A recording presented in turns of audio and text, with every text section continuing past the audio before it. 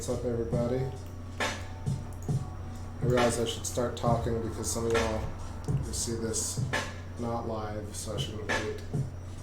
Welcome to the stream. This is, I think, the third one. No, this is the fourth one, actually. So, it's 11:10 p.m. East Coast.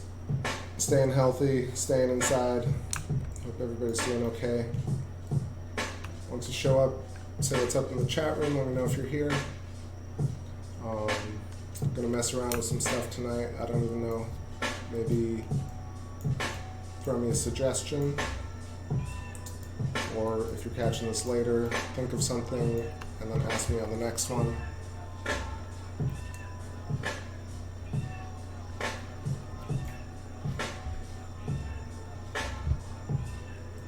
So I'm just going to dig in here for a sec.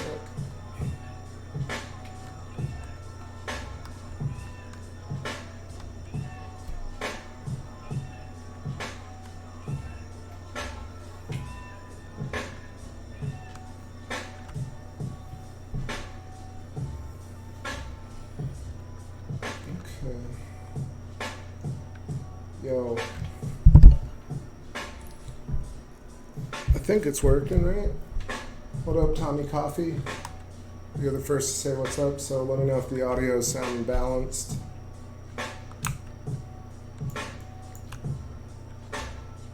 I'm seeing the stream go in and out a little bit, but maybe it'll settle.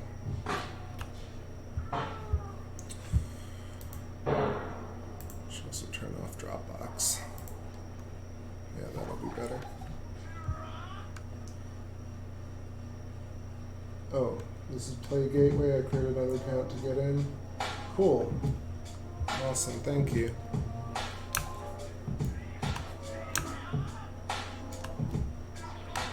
Alright, so I just upgraded my maintenance agreement for X particles, so maybe just start off with some X particles. Maybe we can emit them from this texture. Let's do that. Standard material, drop it on this plane. In color channel, let's add a bitmap. It's the stream image.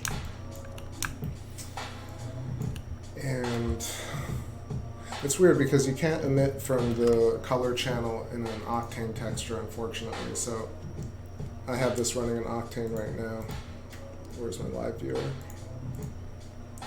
That's my live viewer. So it's just a square JPEG imported into the diffuse channel into this Octane material. But in order to emit particles from this actual thing and pick up colors, I think I have to do it with a standard material. So put the standard material. Yo, Vino, what's going on, man? Welcome. Just getting kicked off here after a long day. Just gonna settle in and warm up. It's like a sport. And Monsieur G3, what's going on? In purple, I didn't notice you. I saw Vino first. What's going on? Welcome. Alright, so X particles, emitter, emitter object, plane. What's going on? There we go.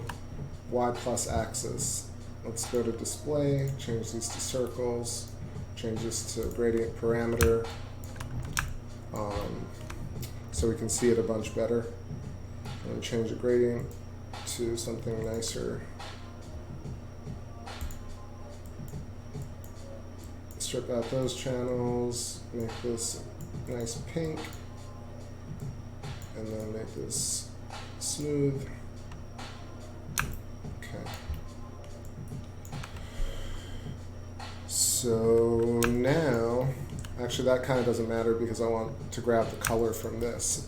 So the way we're going to do that is, first I'm going to make this just a little bit bigger. And then it's going to emit from texture. And then in the texture channel, we're going to pull in this standard material.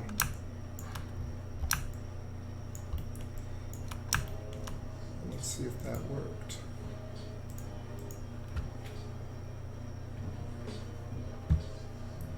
Emit channel, color, color channel, color. And that's what we had. Turn off the reflectance. What I'm going to do is remove the octane one just to make sure. Okay, that didn't work. Let's try that again. So, emitter. Oh no, I turned off the emitter. There we go. Sweet. Okay. And then display. Use shader. And then the shader. Actually, no, that looks correct. See? Now it's emitting from the JPEG because we put it in the color channel. Yeah, I hadn't done that in a second.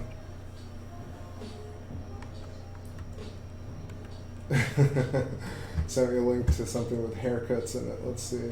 It's about my haircut. I shouldn't pull this up right on screen in case it's something weird. Ooh, that's cool. Alright, I can show that as long as we call out the artist. Like Chris Schmidt. Olivier Caron. Caron? This is awesome. Jesus Christ. Beautiful. I mean, it's pretty straightforward though, right? Like, spline, I think it's spline wrapped after you do all the little hairs. It's a great texture, and then this is a cloner, alternating, and these are small cloners around a circle. This is awesome. Oof, it's like Roman stuff. Roman's coloring. See, I love this lighting. We'll play with some lighting tonight. I'm feeling like messing around. This is awesome. Anyway, it's not that guy's channel, so I don't want to abuse it because they're like gorgeous. All right, let's make something nice. Tips on rendering hair and fur in Octane. Yeah, okay, we can do that. Let me not be too spazzed out, so I'll mess with this just a little bit more so I can warm up, and then I'll do hair next. Is that okay? Okay. So let's grab. I want to see how like we can do like a standard material in Cinema with an Octane material in the viewport, right? So now let's look at the live viewer and see what's going on. So in the live viewer in Octane, what's cool is that it is actually reading the Cinema 4D standard material. And I was wondering, like, I thought, like, am I just tripping out? But I think it does work in that way. It's not rendering the particles just yet, so let's add an Octane object tag, go to particle rendering, geometry. That's just white. Okay, so what we're going to do is first we'll save. Make a sphere, make it 1, 1, 12, take off render perfect, and then in here, in the geometry, we're going to put a sphere. Okay, so now it's rendering actual geometry. And what we want to do is make it actually render this color. So we go to diffuse, put it on the sphere, and then in the diffuse channel, we're going to do texture, MoGraph. No, not color shader. We're going to do C4D Octane, instance color. Instance color, and you go into that, you'll get file, and you get particle. Under particle, you're going to drag it in the emitter, and that actually wants you to do that. This took a while to master because it's a few steps, but then this is kind of confusing, but I found this really great, like to do all sorts of things. So you could basically map this texture to any type of surface and have it emit with the proper stuff. This is also the way you kind of like, if you've seen those heads that are filled with particles and then they just start exploding, that's done with this type of stuff. Or it's emitting from the actual texture. So let me take a little drink, stay hydrated. How y'all doing in this day, whatever, of the quarantine, the beginning of the end of the world?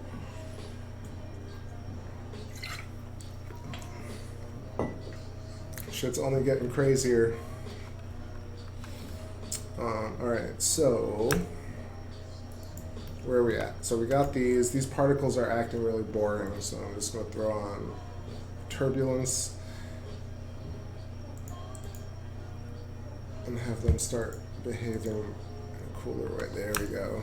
Added some life to it. All of life is noise types. And what's even cooler, I think, is we could just hide this.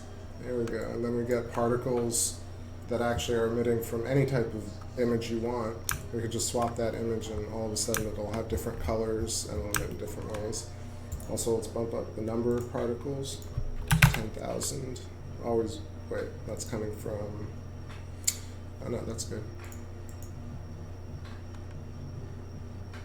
Make them a bit smaller too. And let's add a variable.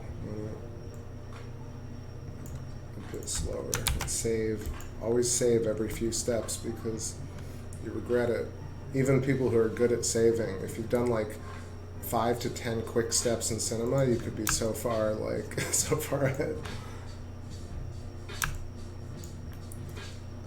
Okay, so now that we're here, let's get some nice. The lighting is okay, but it's really standard. So I'll explain how I do my standard lighting setup. And this could be wrong or could be different than the way you do it. But so I got an Octane HDRI environment. I'll put 2 of them here. And in the first one, I put a color in the texture channel and leave this standard, but I'll put the type to visible. So that means that basically anything you put in this texture channel will show up in the background. So let's make the color, this theme, like for 36 days I was doing just 1 click right around here, which is, it's not your average, it's not your standard color. You'd think like, oh, what is that color? It's a bit weird. It's not something you'd use regularly. You'd kind of use maybe something a bit like that with some black text. And you'd probably go a little bit here with some more poppy and fresh stuff. I kind of like what this lets you do with the foreground element. And then after a while you're like, oh no, that feels very good. It's just a color that's unfamiliar, but it's just a nice mood after a while. All right, so save, and then so that will be my visible environment, and I just leave it standard. You can always play with it, but nothing really, if you rotate it, nothing's going to happen. And the power, you can turn it all the way down or you can turn it all the way up, but it's basically like a levels or a brightness. So then the next Octane Sky, or Octane actually HDRI environment, it's just called, let's do HDRI gradient. We'll do color DG. Tommy says sick. The CG says the hand scaly dyslexic illusion exploration. That's created in Redshift. I have Redshift actually. I'm not terrible at it, but it's still like it's so much more familiar and in the flow with Octane that I don't know why it's just sitting there. I also have Arnold. We can mess with Arnold. Man, Arnold is incredible.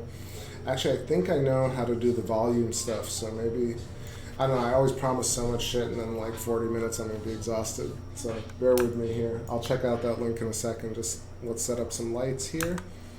But what I wanted to do, what we could do that's cool is we'll do a save incremental. We'll reduce this to 0. And we'll make the color background black, or like close to black. And then let's make this emit light by adding, doing this diffuse, adding a color. Okay, I can barely speak. All right, so instance color, right, that's pulling from the particles. If we right click, hit copy, we go to emission channel, and just paste that. And nope, that didn't work. Texture emission, and then in here, paste. There we go. So now that Octane diffuse is actually pulling the color, and it's also emitting from that color, and then just lower the power. So this is that kind of look you see a lot when you first start with cycles. You kind of get this flat, illuminated, diffuse look, but you It can be cool if that's what you want. I like the shaded particles a bit more. But you could turn some on, some off. Let's see what's going on here.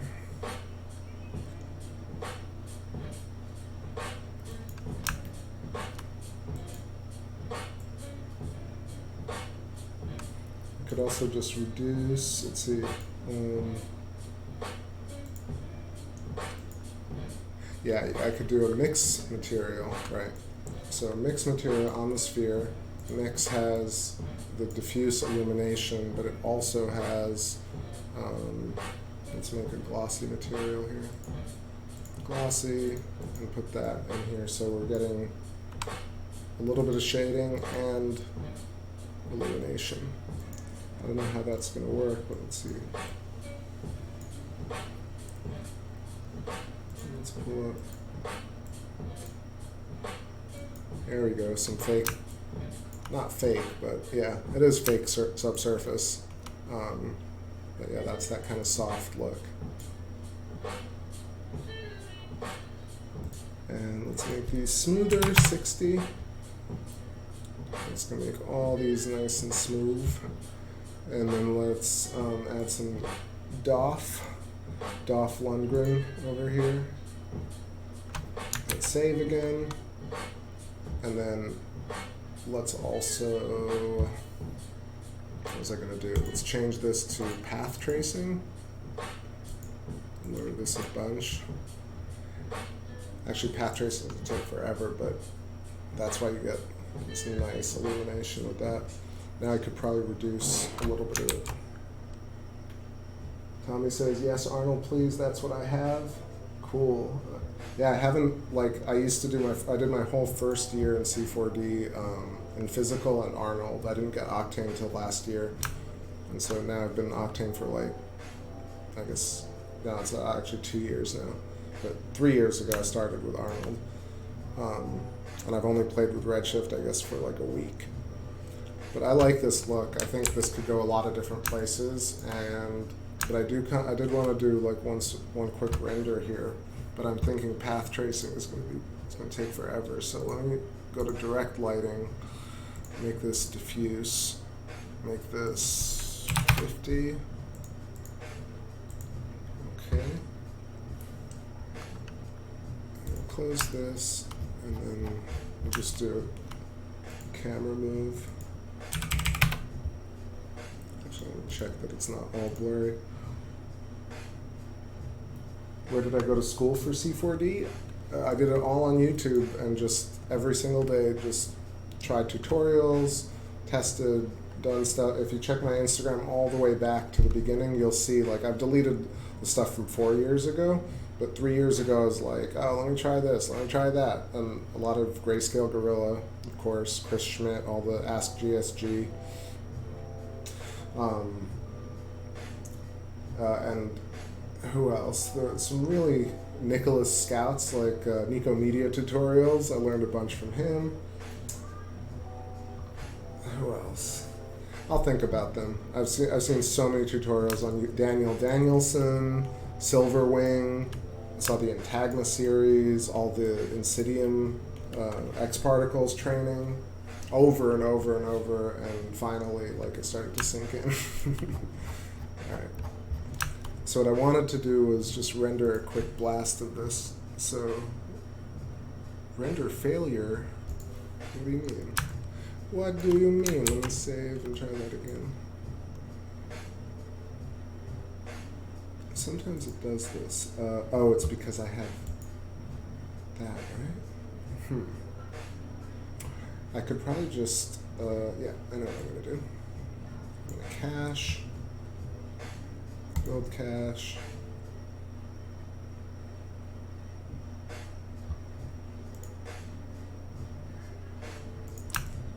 I just want to camera move a little bit. Let me focus and make sure I do this right. So keyframe next, and have the camera move just a little bit.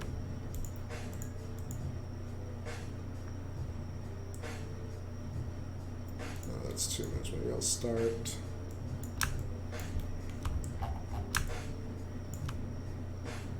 There. Wow, that was silly.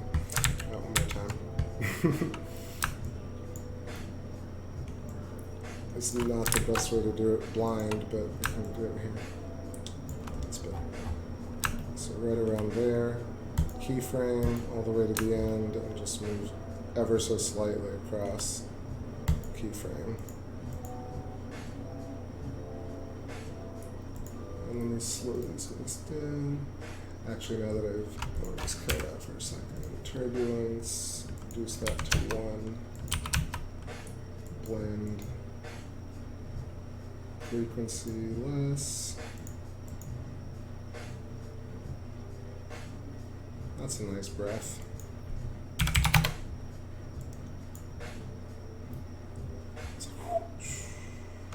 Cool. Save. Play blast. Let's make it 800 by 800. All frames. MP4 project 1. Let's do this as C4D and chill. 03. I'm going to try and be organized from now on. I just was loosey-goosey first couple of days, but now I got to be serious. X particles, texture, emission, 1, final underscore. Okay. Close that and save. I always save before I click. Okay, that didn't work. Output all frames. Save. MP4. Okay. Oh, it's because Octane is crashing, isn't it? Let's check this log again.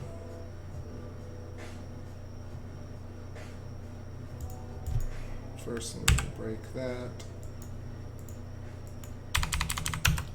Just bought X particles. Oh, hell yeah. Awesome. I'm self-teaching in the same way. Am I making money doing C4D stuff? Not yet. I mean, I've made a little money doing it, but I'm still kind of new at this.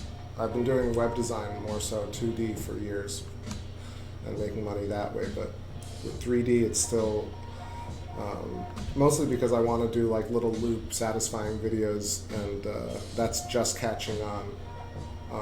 Obviously some of the very big brands have done it, but all the smaller brands are still doing 2D and print and like carousels, and they're not ready for this intense like tricked out audio, and I don't know, satisfying videos is still brand new really. It's like a couple of years, so that's where I want to be in that vertical. Simulations, food.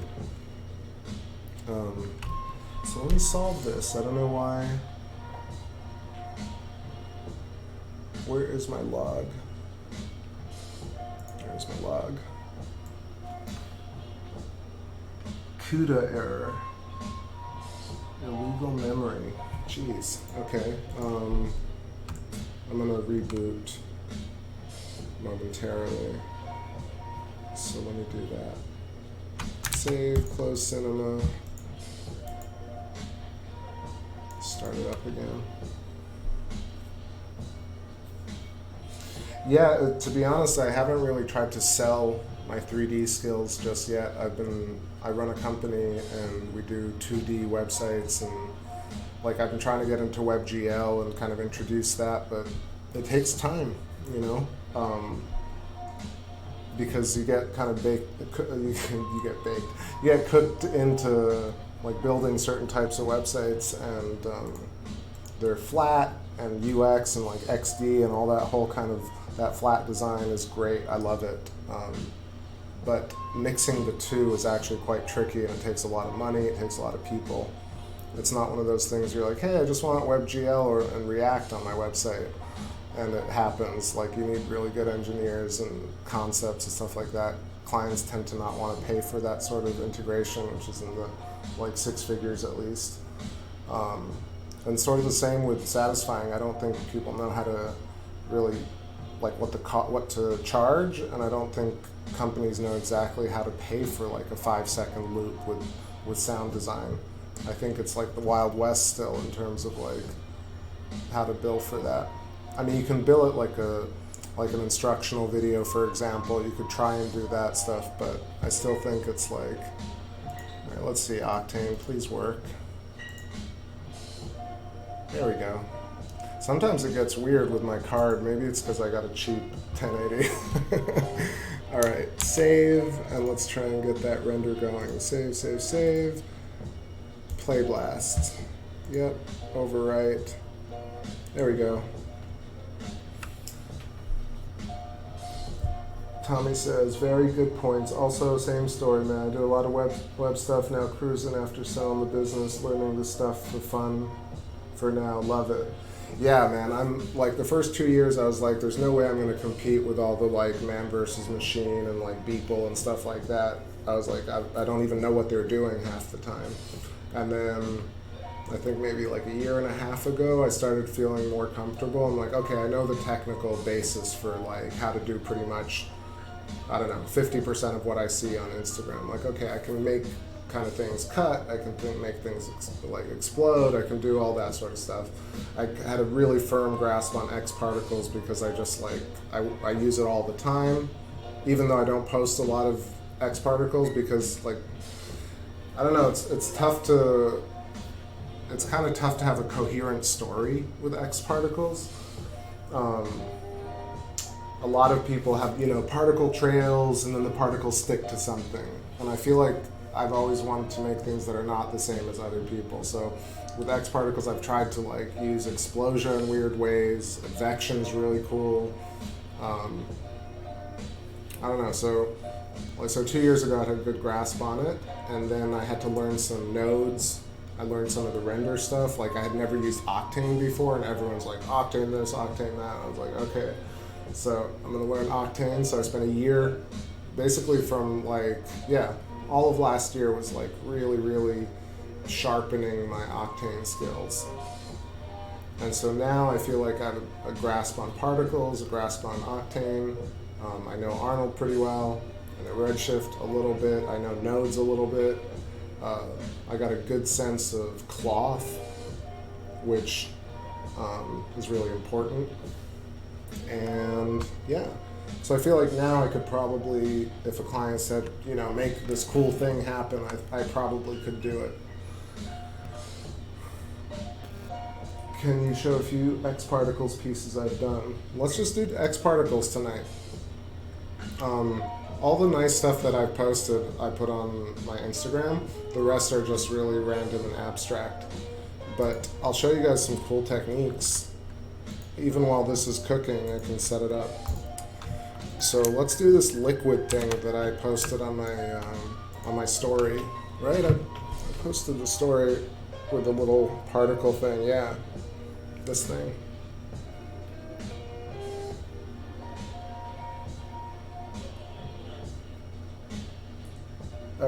This is like one of my favorite things that I've done in X particles, but I didn't know what to do with it except just hold on to it for a while. Oh. All right, drink time.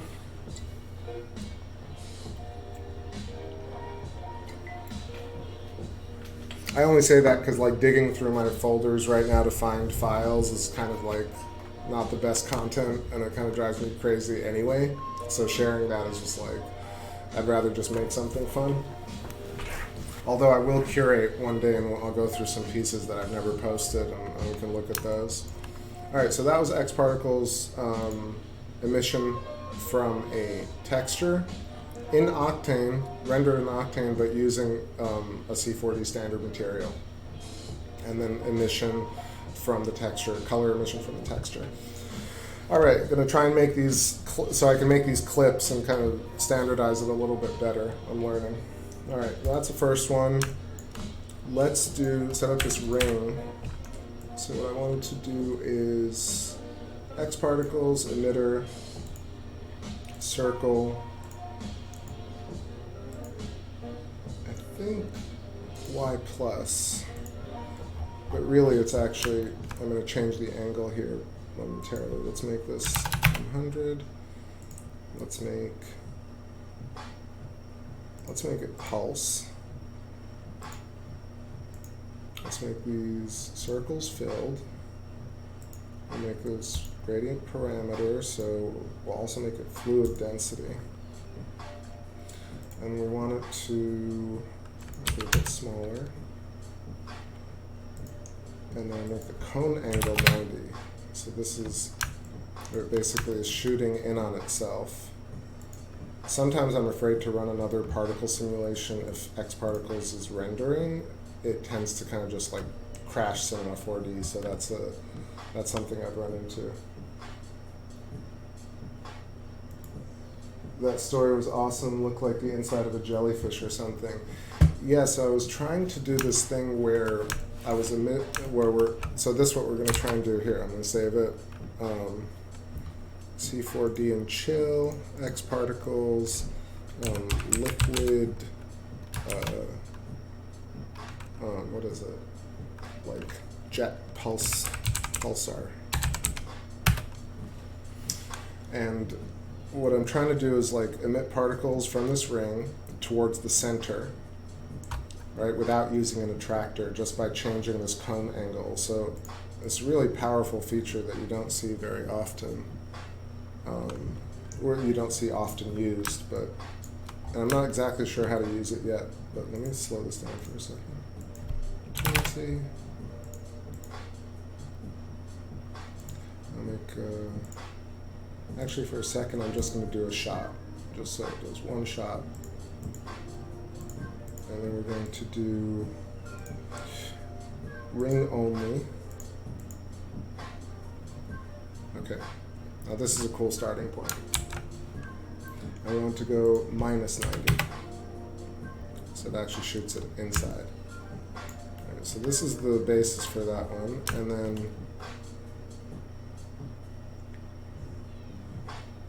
let's see, did I want to put this? Yeah, I think I added, yeah, okay, fluid effects, which makes the particles act like a liquid. Right, there we go. I want to create this petri dish look. And then everything on the outside, we can limit that by putting like an invisible boundary around it. We'll make a cylinder. And we can get rid of the caps. Make it 200, 160, make the height 10. I can make this a little taller actually, a little wider. We're just creating a wall here, and we're going to add a collider tag. So X particles collider tag, let's hit save. Alright, now we've contained these particles and also got some nasty little debris on the side. Alright, let's check out what's going on here. It's almost cooked. So other things you could do here is add a scale modifier so the particles grow. And you could also grow it from a point. Another thing we could do is add fluid PDB or like particle-to-particle collision so you don't get overlaps, but I kind of like the foamy look here. What could be really dope is doing this with like a specular material, translucent like bubbles, and have it kind of, some are popping. Yeah. So this is almost done. Keep setting this one up. So this one maybe we'll put it in front of a cyc. I'll show you how to do my quick cyclorama. Make a big cube, hit C, delete these polygons, hold Alt, subdivision surface, hold the cube, or select the cube, hit US, and that smooths it out by giving it some sub D surfaces. Hit inline, you can see that. And then we can just lift that up. Quick and dirty instead of using the bend deformer. Let's see, Tommy says, how do I start my creative process? Do you begin with sketched ideas or what? I'll be honest, that's probably one of the biggest things that I struggle with, like, because I came up in web design and Flash, and everyone used to give me, like, really, they'd give me a problem, and I'd find a solution with my design. And then after a while, like for the past 10 years, I've been doing design for only a handful of companies. and one of them being Spotify actually for like 8 years. And so they have a certain style that they stick to, and I got really conservative with my like huge ideas. And so 4 years ago when I started cinema, I was like, oh man, now I have the freedom to do anything I want. So that being said, where I'm at is I do sketch a lot, but I do like 2D sketches. I don't really know how to sketch for landscape or for motion yet. Sometimes I will do 2D style frames, and then I'll try and match them in cinema. I know a lot of people actually just jump into cinema and start sketching like this, for example. They just experiment, and then they find a look, and then they'll zoom in and like take a screenshot of this with depth of field. Like, I mean, this honestly, like this is about 10 steps away from a dope, like 4K still, and then you can put some text on top of it. And I've seen so many like, and not to knock anybody, but I've seen so many big corporate accounts, like projects, get work and do work like this. So that's one. The other side of it is doing the loops. Is like I do a lot of different digging, so I'll look and see like what kind of loops do people really like. And I found that actually the psychology behind satisfying videos and loops is actually really what I enjoy more than even making the loops, is like, why do people think videos are satisfying? For example, like, why is this turbulence, the curl noise, more satisfying than like just your standard turbulence, right? And how amazing is it that most people can tell if you haven't changed your default camera or changed your default turbulence seed. So the mind is so powerful that you're able to kind of tell these different qualia of the piece. So in terms of satisfying, what I've been trying to do is get a very like rock solid satisfying hit or two in an animation, and then I deem it worthy of adding sound to it. I feel like you can make anything great if you know how to do good sound. So I always feel like any animation that I do, if it feels good in cinema and it feels like it's quality enough, I feel like it's going to be amplified by sound, and then also by doing by changing the tempo of it, basically stretching the timeline in After Effects, for example. All right, so that's the play blast of the first one. So this is cool. So for example, the way I would judge this, I would never post this, right? I would think about it. I'd be like, okay, where could I take this to make this satisfying, more satisfying, right? Like, sure, I could put this loop in just like this with a dope track, and it would probably get a lot of clicks. But for some reason, I don't find it like as satisfying as making, you know, any of the ones that I've actually posted, you know? Tommy says, dang good stuff, thank you. Yes, I spent a lot of time on my sound, very important to me. Same thing here. Like, I've played music for a long time, but, you know, when you're doing web design in 2D, people are like, they're so afraid of doing sound design. So I first started doing cinema, I was like, oh man, like, yeah, I guess I'm not good enough, and like, everybody, you know, people who are sound designers are really sound designers, and they learn shit, and I don't know shit. And so I was hesitant to really do sound, and then I think, what was it? It was like probably end of 2018, I did my first few sound effects on a video, and man, when I did that little clip, clip, clip, clip, clip, I was like, whoa, shit, this is so much better.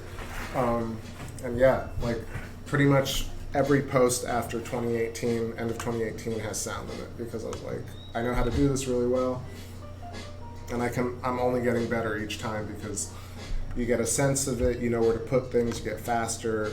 So it's a lot of, you know, I'm probably talking a lot and not actually making any C4D stuff. So let me try and get this going, and I'll keep talking more. But so for example, if I wanted to like really, yeah, I know what I was doing. I was going to say, if I want to make this more satisfying, I'd probably adjust the background.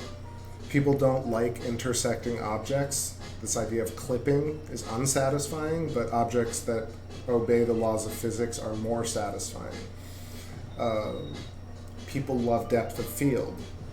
Things without depth of field makes you feel like, I'm not getting that kind of sense of premium or quality.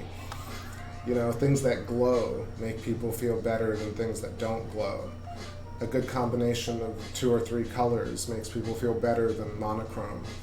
So things like that is what I find, that's where I find my inspiration, and that's why I post much less than I kind of could, because I want to make sure that every post that I do, even if it's like not, even if it doesn't have trees and all the background embellishes, at least the main animation like kicks ass and feels right. All right, so let's get this thing going, because I could just talk instead of actually do C4D. Let's get an object here. Instead of a sphere, let's do a pyramid. And we'll keep 2, 2, and 2. And I'll put that in XP, particle, geometry, pyramid. Okay, I'm going to pause that for a second, just while we get this going. So what I was doing is I had this thing just doing a pulse. And what else? I also turned up the accuracy to like just to accurate. And so it takes more processing, but they actually start behaving more interestingly. The other thing was velocity, right? Turn the velocity down to 0, and it just shoots off because they're overlapping, and it's got like real count. So that's what it was, no intersection. Let's see if that works. Right, there we go.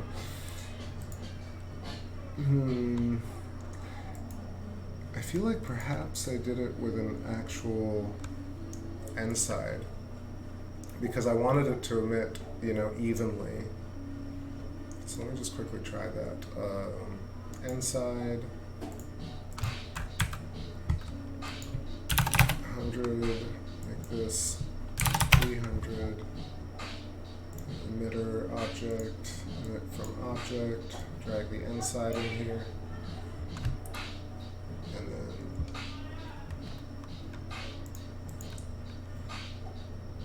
polygon center, we'll do it from points. 1 particle per source element, that's not correct.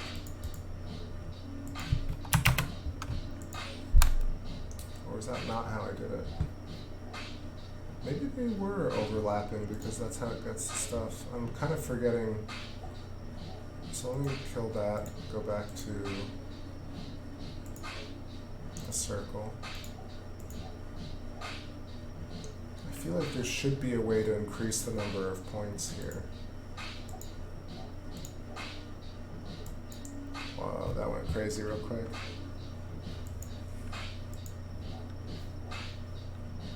That's because I have 10,000 here. That's more fun. Okay, so now I remember. It's come back to me. So what I was doing is I was changing the radius of the particles each time they spawned, and I did that by setting a pulse, and then adjusted the variation, I think, as well. And you kind of start getting this bacteria, and also, I know how you do it. You get a modifier, control, motion actually, and you put drag, and you put it into this kind of field that slows it down. There we go. So treacle is pretty dense. You can really control the speed of a lot of particles at once. That's what I'm looking for. Okay, the other thing is when particles collide, I was having them shoot off some sparks. But this is kind of so funny how much this looks like kind of a petri dish. So you could theoretically put this in a glass petri dish and get that rendering, but let's see what's happening here.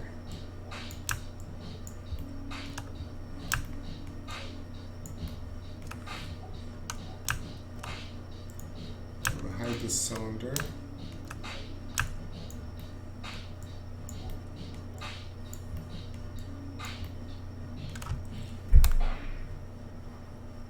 Okay, let's see what we want to do here. So I only got rotation on these. So by default, emitter has everything pointed in the same direction. I'm going to make extended, in the extended data tab, I'm going to hit use rotation, set, let's say tangential for now. Let's see what that looks like.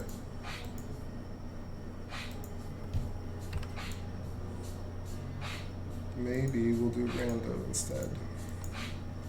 Yeah, that's better. So now everything rotates like it actually has a direction of its own. Makes it look way more natural. And what we want to do is make this cyc a little larger. Put a diffuse background here. Hit save. I just kind of wanted an overhead shot.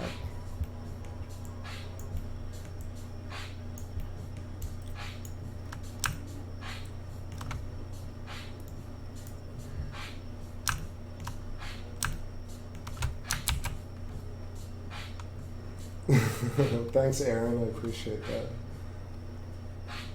I've been growing it for a long time. Okay.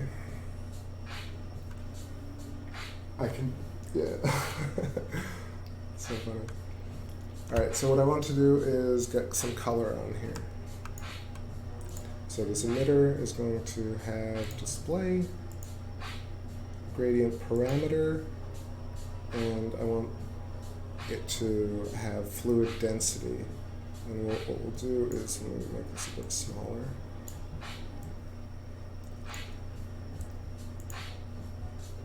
And let's see what happens if we do this. So see, when they connect, they'll do that kind of flickering. It's really because they're just jumping from the blue to white very quickly because they're touching one another. And what I was mapping was essentially like, let's make this, this kind of default blue is always so boring. That's nice. Make this a little bit turquoisey and make this kind of hot red. But at white, this will be peak emissive. And at the pyramid, we're going to put a, let's see, make a diffuse copy of that. Put this on the pyramid, make the diffuse channel, C, octane, instance color, and then instance color again, particle, drag in the emitter, and now the pyramids actually have the particle color. Hit save. Well, so the story on my Instagram, that kind of green one that I did that like, I want to say like a year ago, and I've just been holding on to that animation. Here, let me actually, I think I have that pulled up. Yeah, that is 03-25-19. 03-25-19. Was it through there, maybe? Hold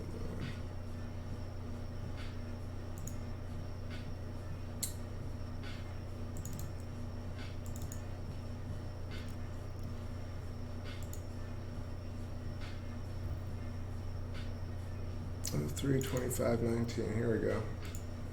All right, so let's look at this. This is actually me pulling up my old stuff. And are these videos? Yeah, they are. Check it out.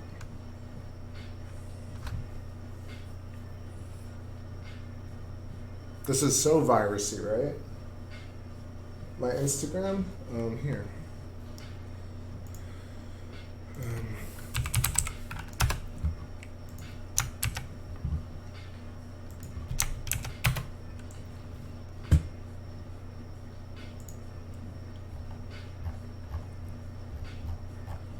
So yeah, if you like any of these, I'll discuss anything that I've posted, actually. Happy to do that. But yeah, so this is the cellular thing that I was trying to do. So you can see it's kind of the effect that I've started, but I definitely spent more time here animating the size of each of the emitters pulsing. And then what happens is you get these really cool shapes that you can't really get otherwise, which is this. I was actually trying to get reaction diffusion happening for real. So like you can definitely get reaction diffusion going in Houdini pretty easily, but with X particles, getting this kind of like real world bacteria look is tough. So I freaking love this piece, but I don't think I've ever posted it till tonight. This is a still from it. What else? Yeah.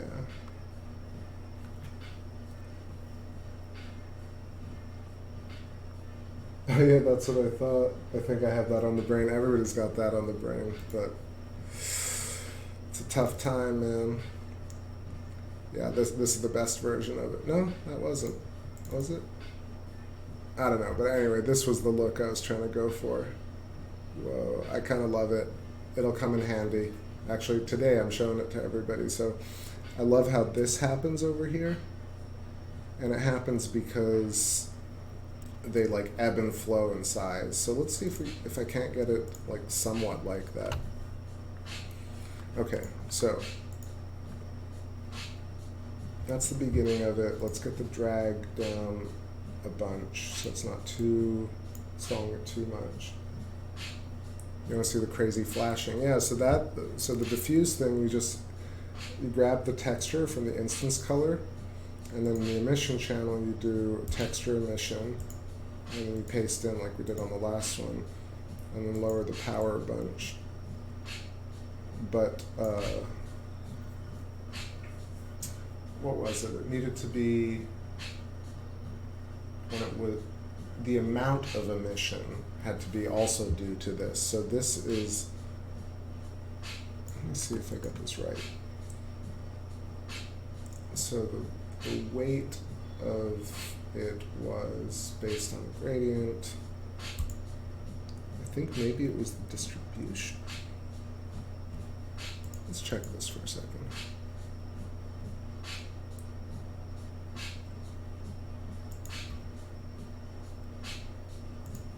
I'm telling you, I'm trying to deconstruct all of this, but like I said, this. Actually, what's so funny is I did it almost exactly a year ago. It's crazy. Okay. Bear with me while I kind of get this going. Okay, so it's pulling the main color, and then the fluid density needs to be increased. So let me change this, because sometimes accuracy actually makes it look less cool. If that's, see, now there's more of these flashes. And then I was changing the size by doing, yes. I was changing the size by having an XP scale modifier. Control scale. And it was growing. Yeah. That's where it was. That in and of itself is kind of cool, but I don't want it to get up to 20. We'll make it 2. Yeah, that's how I sort of started. So because they're starting off really small, but they're also doing that kind of fluid effects, fluid density thing, they actually spark each other off, because actually even if I started this smaller it'll be better, but this is basically what I was going for. And let me save that, and let's turn off the background and put this as a visible environment and lower that as well. And then I know that there's a way to put the amount it would diffuse based on the actual emission. So let's see if I can't figure that out. So the amount of emission would be,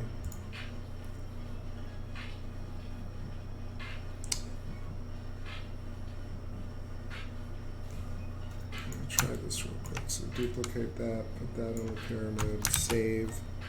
Always save, and then instead of that I'm going to do black body emission.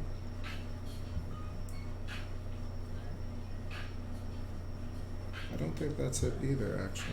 Can we go back to this? I think there was just an amount to set.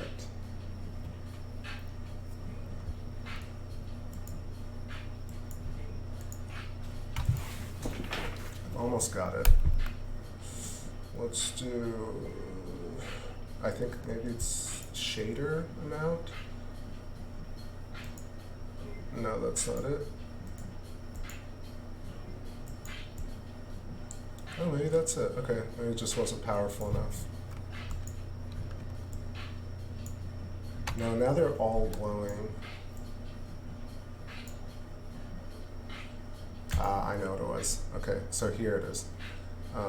Inside this instance color, you can change the color mode from display color to...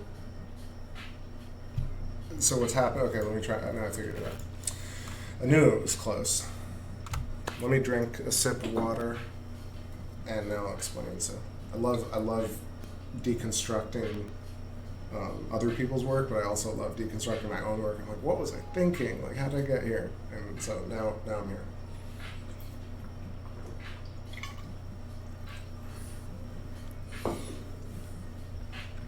Okay, so what it is that, all right, so we have our diffuse, which is pulling in the X particles color.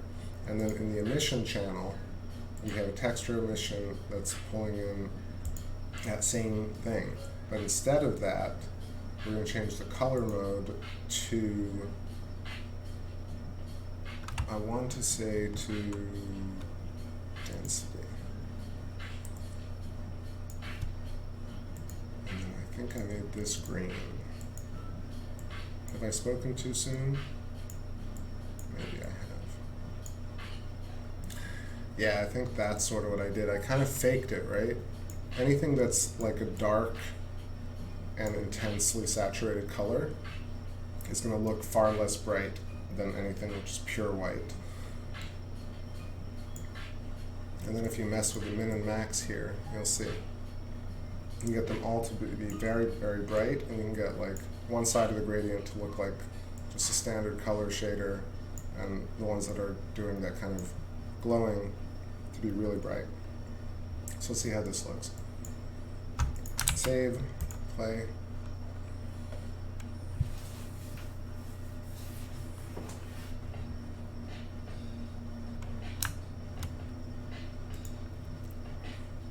And this is kind of the effect. I think I'm still a little bit off, but let's change these to spheres. Then make this one, take that off, put this in the geometry channel, get rid of the pyramid.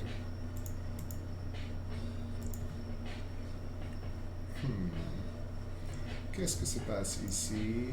Let's change this to, move that out of the way.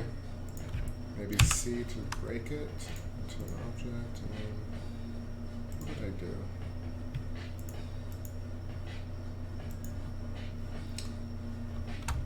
I feel like maybe I broke this tag. Let me try this again. Because I put like the sphere right under the pyramid and it broke.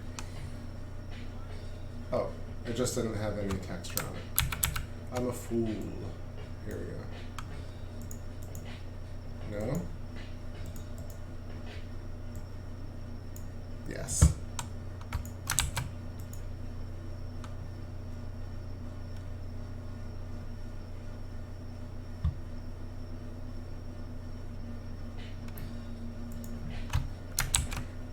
And let's make these even smaller.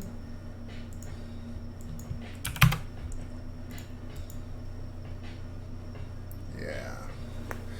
That's fun. Fun little bacteria petri dish thing. I feel like it could even be smaller.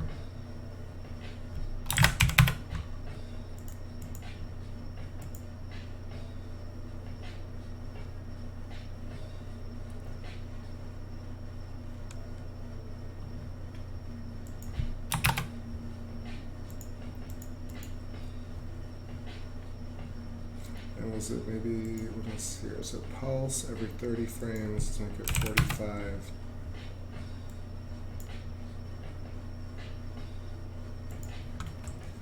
tick, these aren't changing. Oh, I know why, it's because the scale. There we go. It's like, why isn't that changing size? Okay, now that changes. This is actually really interesting. So this scale modifier is actually affecting these particles in really interesting ways, because as they're scaling, the next pulse that comes out is affected by like whatever happened to the previous pulse of particles. So if that one was like in the middle of scaling and it wasn't close enough, or it was close enough, it starts to create some really natural interactions between particles. Okay, I think this is as close as I want to take it. It's pretty, yeah, it's pretty close. Let me save. Let me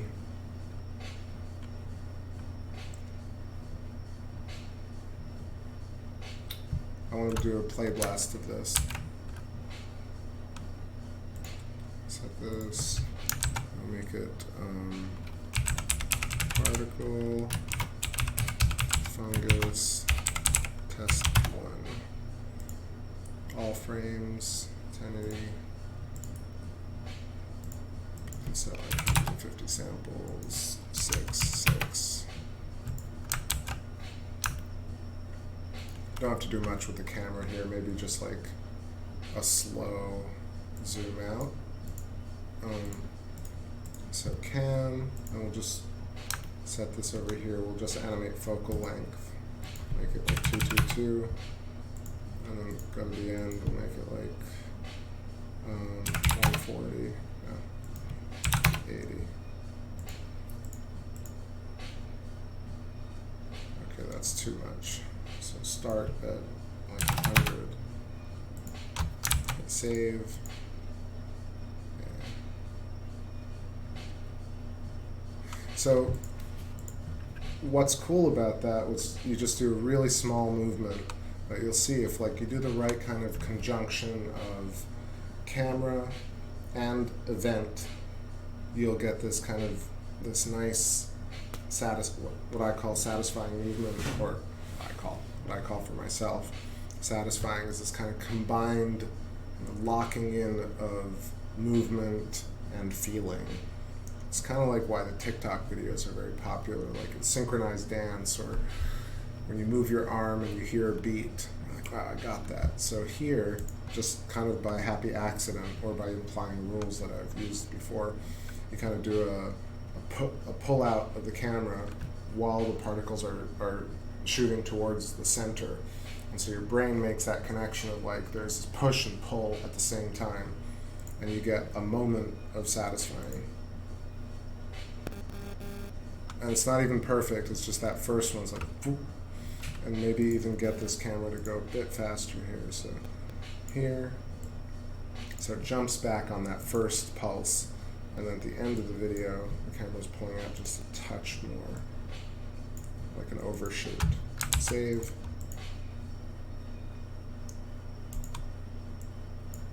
Just play where that is. Play where it, play with where that frame lies. Yeah. Now that doesn't look super perfect, but I can always speed up the frames in After Effects later. All right, and then also sometimes fun to add a turn. So make the camera rotate. So we'll start it at 3 and end it at -3.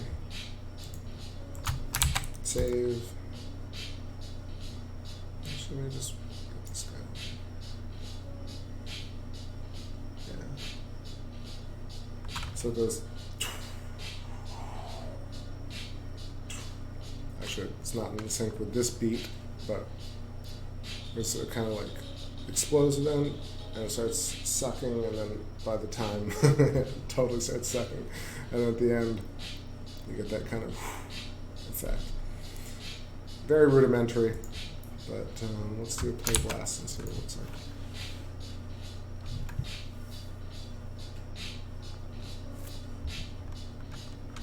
And while that's doing that, we can just look at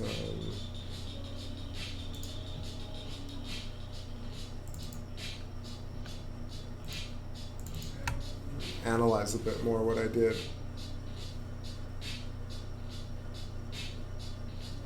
Yeah, this is a bit more intensive, and I probably had,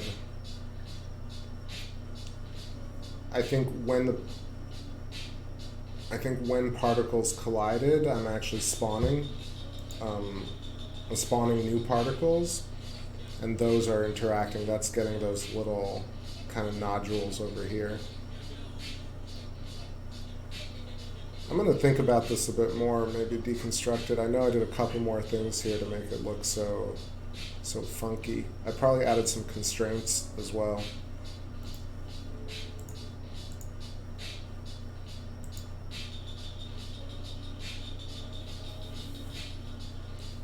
I love that description of satisfying, thanks. So do I do 3D professionally? I'm a creative director. I do design professionally and 3D for fun, but I'm really just trying to get good enough to get paid to do it, in all honesty. I think I'm finally ready to kind of start doing professional projects.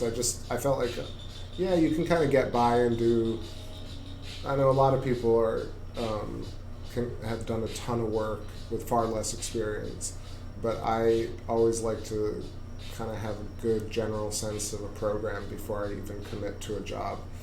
So I really want to get a sense of particles, a sense of render engines, a sense of nodes. I want to get at least basic, like good texturing, good lighting together, and then also, yeah, I could list 30 things that I wanted to get good at, and I just approached all of them kind of in cycles. I did so the first year I kind of did X particles with Arnold, and I did, I almost did no cloth, no hair. Like I said, okay, I'm not touching these things until I get to a certain stage. And then I got to that stage, I was like, okay, I think I know this tool kit, this shelf kit enough that I'm going to jump into like this next thing. And I did octane, I did cloth, and I did some character stuff, which I started learning how to model a character. I started learning how to rig a little bit, but I'm really terrible at that. I really haven't spent enough time there. Do I have a free source for sound effects? No. I definitely pay for all the music stuff, or I make it. You can definitely find free stuff everywhere, but I found that if you pay for a proper subscription and you get the whole library, then it makes it way easier, even though it's still a lot of work. Like, it still takes me about 2 hours to do sound, even though I could do sound in like 15 minutes. Really, like, you can do a first layer, like, the better you want, the more you want it to like really have an impact on people and have it be sticky, you really have to think about layering and doing like 4 or 5 interesting sounds per beat that you want to really hit. You could only have 1 or 2 beats in a video, but those 2 beats have to be like money, and then the rest of it has to not be annoying. There's a whole bunch of like what I think are not no-nos, but I think there are certain things that people do trying to make looping and satisfying videos, and they stumble upon the same mistakes over and over again. It's stuff that I've noticed just like doesn't seem satisfying, but people still do it. Like a prime example is having a really great audio cut, and then at some point like there's this just swell in the music, or like a really jarring moment, or some really uncomfortable sound. And I think maybe because I'm older, I just don't like that sort of shit. But if you're going into a sound piece and it's really weird and avant-garde and like you're doing that, then that's what I'm going for. But if you're doing this kind of like super cool chill thing and then it's like, bah, no way, I'm done, I'm out. I'll be like, that's cool, but like that whole experience was awful. I've seen this so much with so many great pieces. There are other certain things that I'd love to explore. Let's see. Yeah, of course, Tommy says the interesting lines you add to your sounds are unique and very cool. Right, so when I've accruing all the different sound samples, I found a lot of like people talking and like ambient stuff, and people at restaurants and clubs and stuff, and I started to really think about satisfying videos of like cubes and platonic shapes as people, and like so anthropomorphizing and or like sexualizing, or thinking about things that are so basic, like a cube and a sphere, and then if you animate them in a way and you add the right kind of sounds to it, people automatically like have this feeling that of this entirely other thing. And I know that it sounds like, yeah, like I've come up with something. Clearly advertising has been doing this forever, but the fact of the matter is you get to a place where you're like, how can I actually achieve that in 5 seconds? If you have somebody like swiping through 100 posts, right? Like, how do you actually stop that person and be like, oh, wait, shit, I still gotta go back and see that. Have something to drink. Oh, have something to drink. I love it. No, yeah, so the sound effects, if you scroll back, there are some that I did in the beginning that were very sexualized, which were just like antique videos of kind of like erotic movies and stuff like that, and I thought it would be the funniest thing to do, like Voronoi fractures or like two cubes hitting each other. I have one of them with a dollar bill. That's one of the first ones that I did, where it's just like a moan right when the dollar bill gets squished between two cubes. And when I did it, I couldn't stop laughing. Like I put it together, and the squishy thing was super cool. I was like, oh man, I'll just put some cool like squishy sound effect. And then somehow I was scrolling through the library and I found like a couple of like weird moans. I was like, oh, this is kind of risque. Like, people are not going to like this. And then when I put it on top of that video, man, I cracked up so hard. I like watched my own video like 30 times. I was like, all right, if I can watch it 30 times and I'm laughing each time, then I think other people will. Let's see. The sound design from your S from last year hit me on so many different levels, between cringe, anxiety, and horny. Where is that video? Here, let's scroll.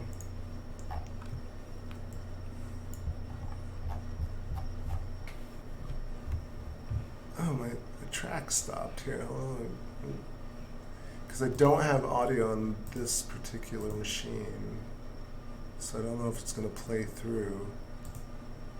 Yes, continue playing. Return of the Boom Bop. Alright. Lo-fi beats to chill in C4D 2.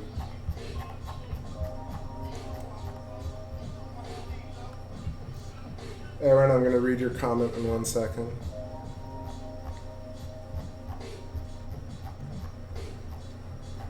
No, it's after this, right? Yeah.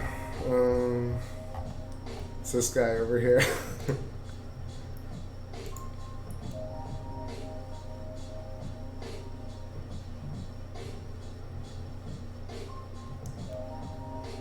I swear to God, I think I might have watched it like 50 times on my own. I was like, oh man, this is just like way too much. People are going to think this is over the top, but I was laughing so hard. And I think it was like one of the first videos I had like 10,000 views on. I was like, holy shit. I guess people like it. The really big video that actually broke me out was this one. And I only did it because I was like, oh man, everybody's doing slicing videos. Like, I want to do slicing videos, but everyone's done them already. Like Roger Kilimanjaro and a couple other cats. And I was like, I hate copying, but I still want to do a slicing video. And this ended up being huge, man. Like, it says like 200,000 views now. It went up to like 100,000. I was like, holy fuck. Like, sorry my language, but I was like, damn. And so this got me off on doing that sort of work. I started that, and then like right around here, I was like, okay, man, people really like this slicing thing. And so here's a perfect example of like, it was awesome, and I didn't have the camera moving at all. And then when I added the camera push in, it made it even more interesting. And it was just one of those things where you're like, oh, boom. And then here's one of the things I was going to say about satisfying videos is that lots of people will do rebound videos. So they'll stop right there and they'll rewind the video in order to loop it. I gotta say, I don't think I've heard anyone say this out loud, except I've said it to my friends. But I've noticed that if a video rewinds, it's really much less satisfying than actually following through to continue the loop. Even if the loop is the exact same loop, getting the pieces to move out of the way makes this timeline move forward. If your mind is like, oh, they just rewound the video, it makes you think that that person was lazy, and it makes it less satisfying. And I know that sounds just really weird, but I'm almost certain it's true. Let's see. So Aaron says, so I'm currently really trying to learn that super satisfying architectural aesthetic, although I'm using Blender like T Alexis or 6 and 5.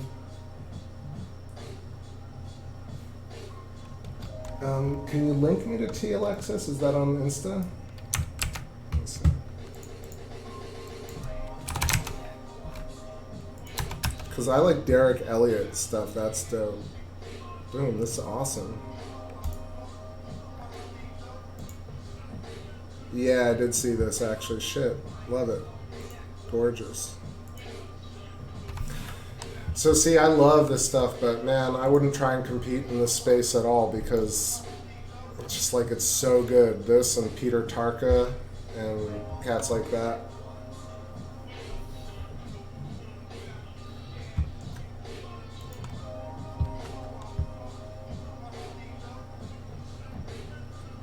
Yeah, this is great too. Yeah, I'm following 6 and 5. I saw this today. Again, also super beautiful. All these textures are from Polygon. Like this is gorgeous, gorgeous. Like these are kind of studies in texture and lighting, and I get it. It's just, it's one of these things where if you were to try and render a video of this, it would take a day or two just to render like 100 frames of this quality. So, and really what makes these satisfying is the premium quality of them, aside from like the sick lighting. The other thing is boosting these textures up as high as you can, like 8K.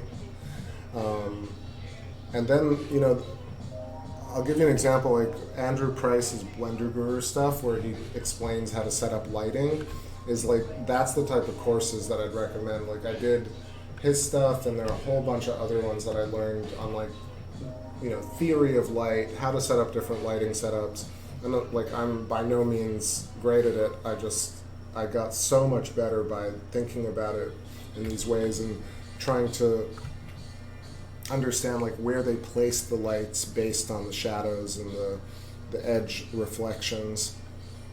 Other thoughts are like really good bevels. Ropes are always neat. Like for example, if I were to do something like this, I would immediately get tough with myself and be like, oh man, these splines are not dynamic. This whole thing can't move. Like I would bet that this thing is like I don't know, maybe you can make these move, but really like to get the splines to behave this way in a dynamic way, it would be really tricky to get this without to actually pull this object. So when you stage a shot, you can really get away with a lot more than looping or satisfying. Now, are they super satisfying? Yes, definitely. It triggers a whole bunch of different mental kind of just endorphins. And you're trying to make out if it's real, trying to figure out how it's done. It's evoking all these different other things. If you squint, you see faces and bodies and stuff like that. I think all those textures are from Polygon. I'm almost certain they are. Like I have this texture for sure, this marble one. This is another one I'm almost certain I've used before. And some of them like don't need to be from Polygon. Like this is just like a roughness, like a cool grunge layer, probably in the bump or in the normal. This is like an absorption medium. This is an iridescent like film layer. This is probably like also a normal map or displacement, like a very low. You know, and also some of these objects come pre-textured with like super high-res textures, and that makes it immediately look dope, like especially the wood stuff. I mean, this is beautiful. Let's see. A Blender Guru.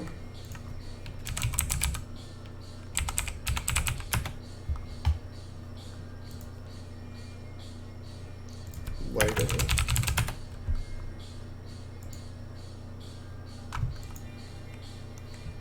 So he really lays it out, and if you look up stuff like this,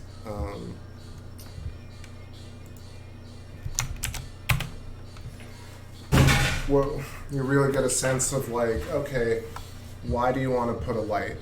And what are you trying to do with the light? Are you trying to tell a story? Are you trying to sculpt the object? Are you trying to bring out a part of the object? I think when I first started, I wasn't thinking about it like that. I was thinking, oh, I'm in 3D. I was thinking Photoshop and After Effects, like glow and brighten, but really light is three-dimensional, so you have to think about like, okay, where's the light coming from? If the nose is, you know, if the head is backlit, you're going to get a feeling. If the nose is half lit, you're going to get a feeling. And that's really that kind of, if you approach a piece from a lighting standpoint, that's really what I think is a good starting point. Let's play with that. So. All right, play blasted this. Let's get into a tiny bit of lighting here and just have some fun. Oh, awesome, Aaron. I'm happy to. Damn, getting real dry mouth. I think when I talk a lot.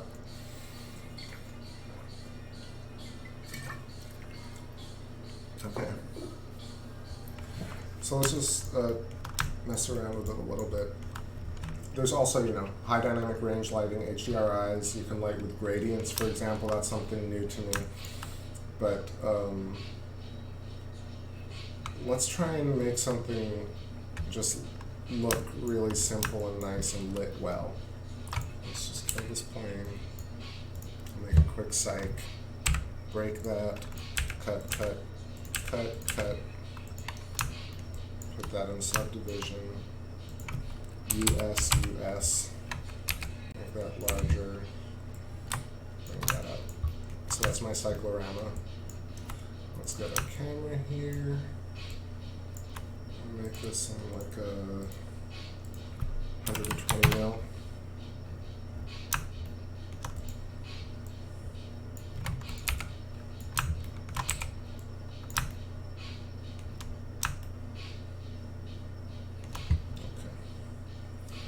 Get out of here so I can see what we're doing, and let's actually save this.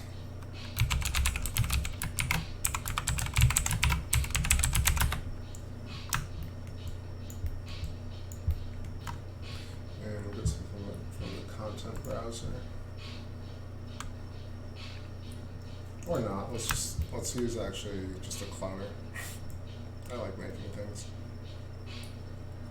We'll do a tube.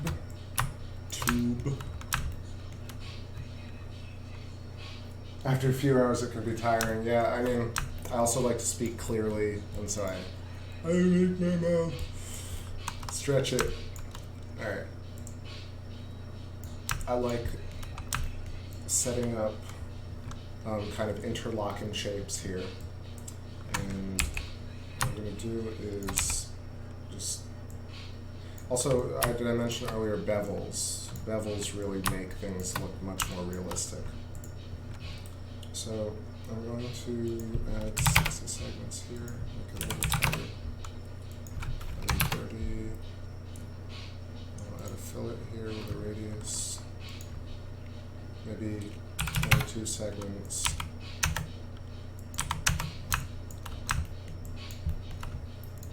For this thing. Fillet, radius 1, 22 segments. And so, even when I'm setting something like this up, this looks cool.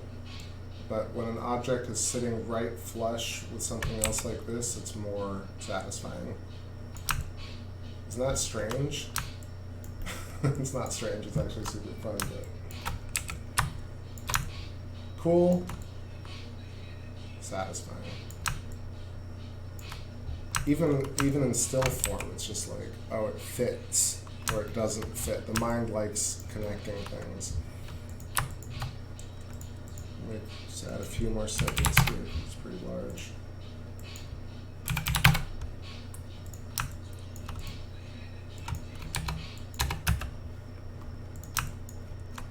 And then let's jump back to the camera and rotate this.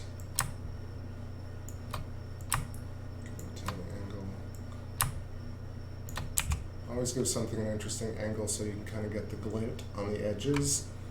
A common novice mistake is to kind of look at something like this and be like, oh, it's not looking right, because you kind of need really to kind of get just a little bit of that. Now, typically you could if you wanted to get that flat look, but really in order to make things kind of realistic, really offset and organic is what you're trying to get. So it's, actually what I'll do is I'll put this on a null object and rotate that instead of actually shapes themselves. We'll zoom in here. And so let's light this and make it look nice. Save, open Octane.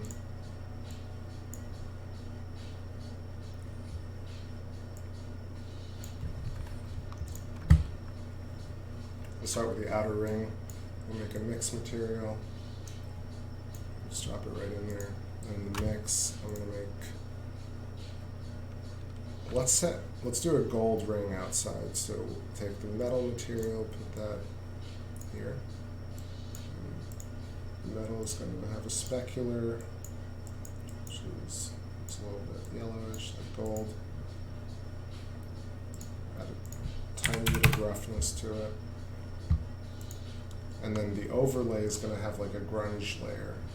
And the grunge layer is going to be a glossy.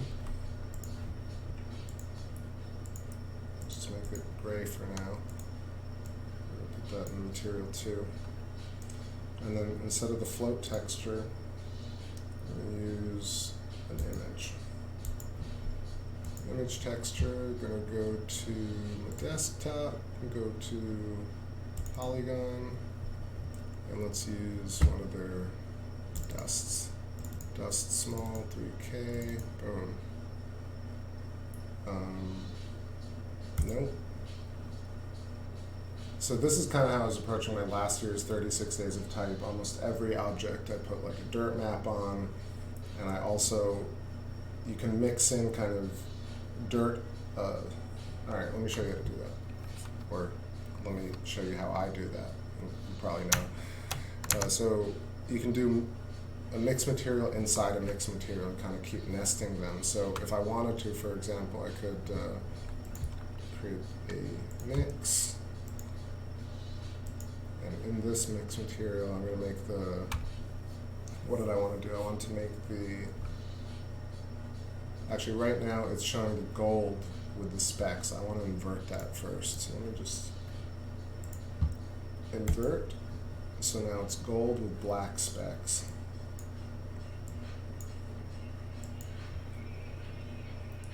So that's how you get kind of a grimy looking gold.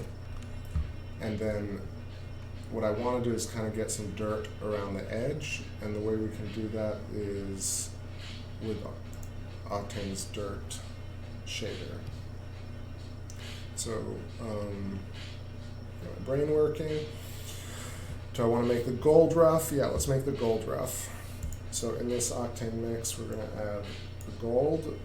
We're going to add a, duplicate the gold, add another gold, make this gold more rough, make it a little less saturated and darker.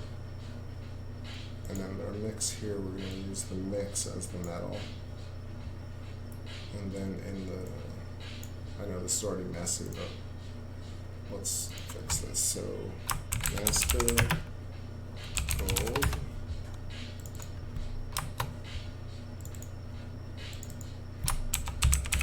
dirty gold. This will be dirt.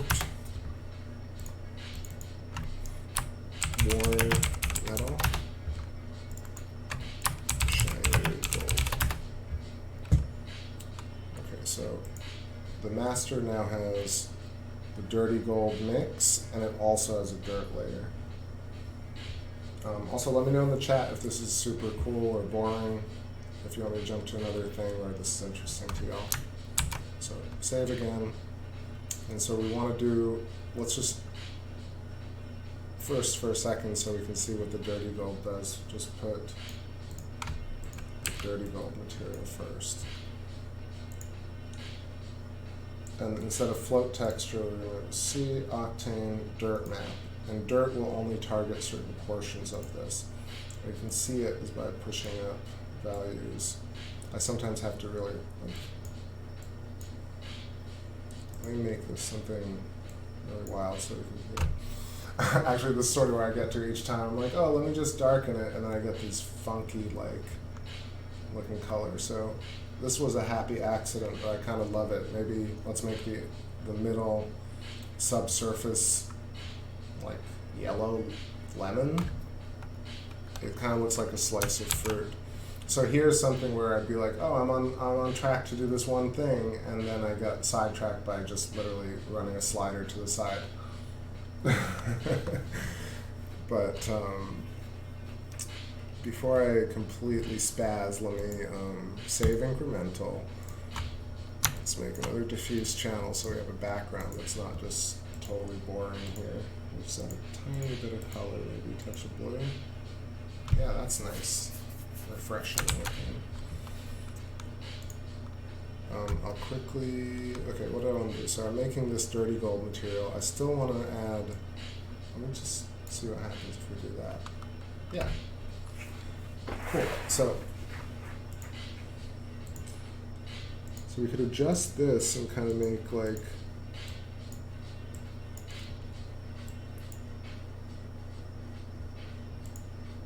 I'm just going to play with this a little bit and see what looks nice. Man, it's tempting me to just go in a whole different direction here. But I should really try and keep on track. What I'm going to do is I'm just going to save that for later. And what I'm also going to do is I really want to just double check that I'm using the dirt shader correctly. So I do that, then go back here. And instead of worn metal, I'm just going to put something very bright so we can make sure that we're getting the dirt. Make this red. And in our dirt map, we're going to just play with this until we see it just only on the edge.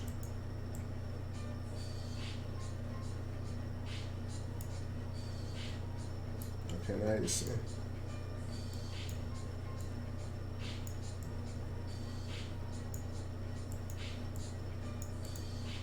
It really depends.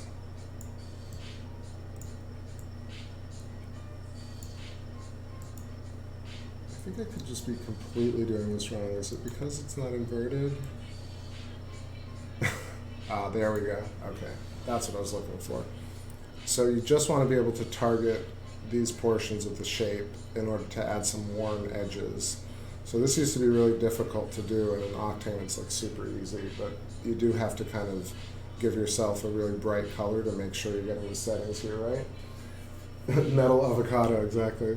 So now we can change this color, and now you got cool dirty edges.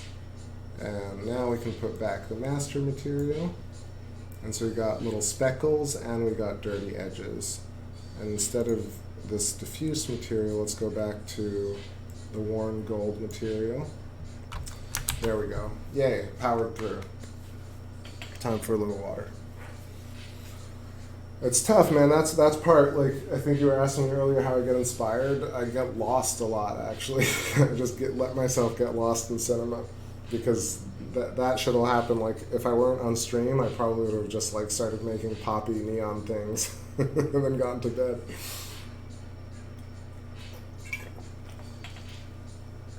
Okay.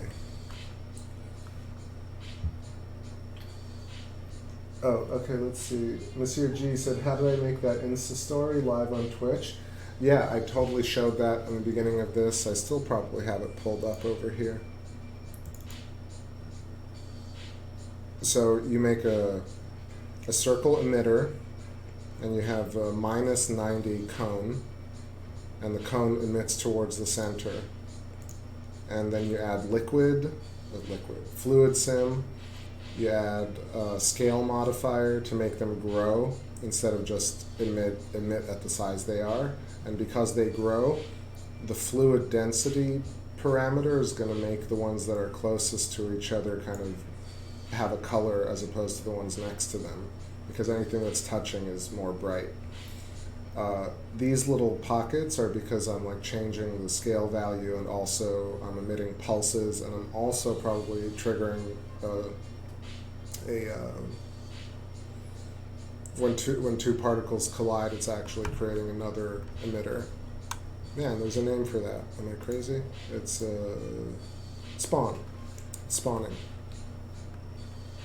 Yeah, that's all X particles. Okay, so our worn gold, can make it any color we want, but really I just wanted it to be gold, but just a little darker. It's really subtle, right? Your eye picks up the fact that just a tiny bit is different, and it makes it all the more realistic, just a touch more realistic. And all it is just a little bit here, a little bit there, and then at the end you add some sound, and people are just like, wait, I don't even care what these dirty edges are doing. But then you have them for all the cynics and the people who do understand textures, are like, I love that corner that you made.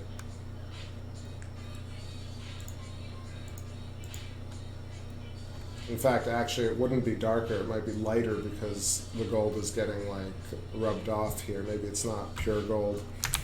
All right, so let's work on the center material and make something fun here, and then move on to one more example. Would love me to see explore on them. I think I still have this pulled up.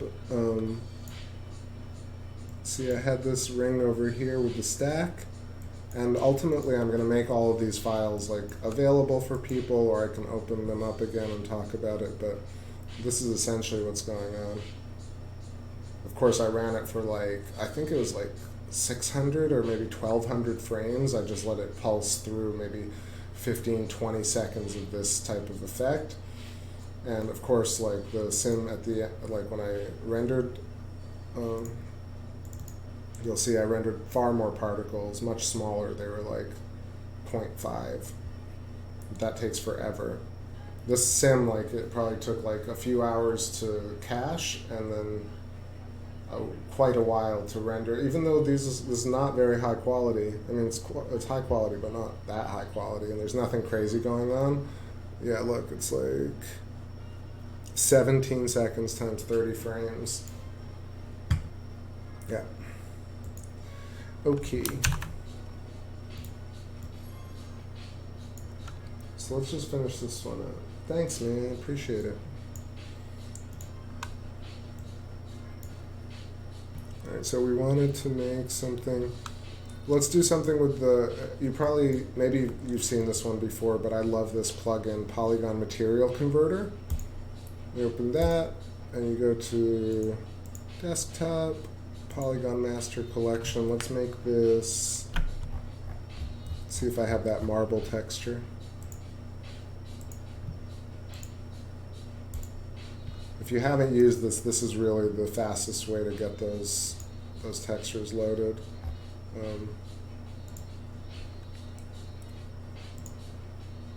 Oh, that's not the right one. Where's my other marble stuff?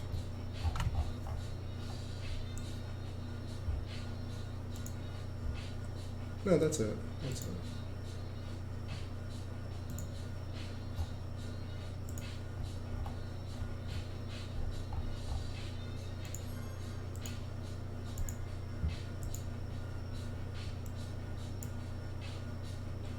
Alright, so what happens sometimes with these is that the texture will map incorrectly.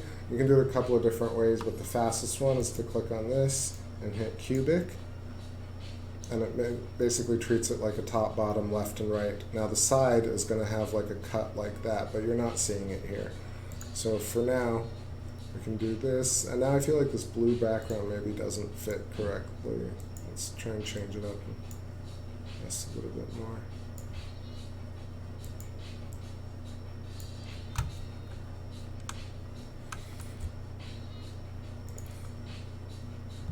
Alright, so just think about it for a second, because, you know, it's okay.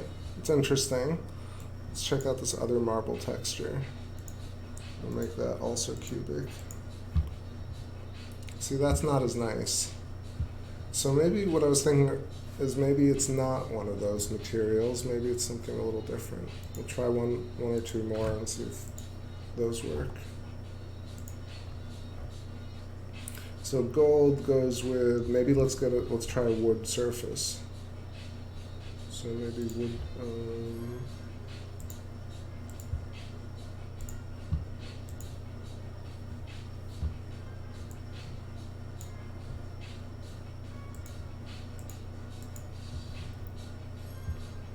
that's sort of interesting. Okay, let's leave this. No, let's actually, no, 1 second. That's not my favorite one. There must be a better one. There must be. What about? There's going to be a lot of me like hemming and hawing and being like, oh, maybe this, maybe that, maybe not, and then jumping back and forth, because that's kind of how I work, honestly. Like, if y'all do 3D, you know what I'm talking about. Just like, oh, I'll do that. No, I won't do this. No, how about that? I'll just do this. Now I got to take a break.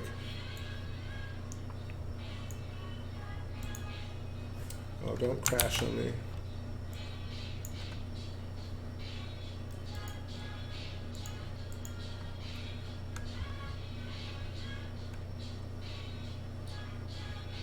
That's kind of cool. Okay, so so we got a few of these textures, and maybe now it's time to do a bit of lighting, and then, so instead of like doing like, oh, let's get these textures perfect, even though the lighting is nice and soft and pretty balanced, you know, you could easily render this and make it do something like that.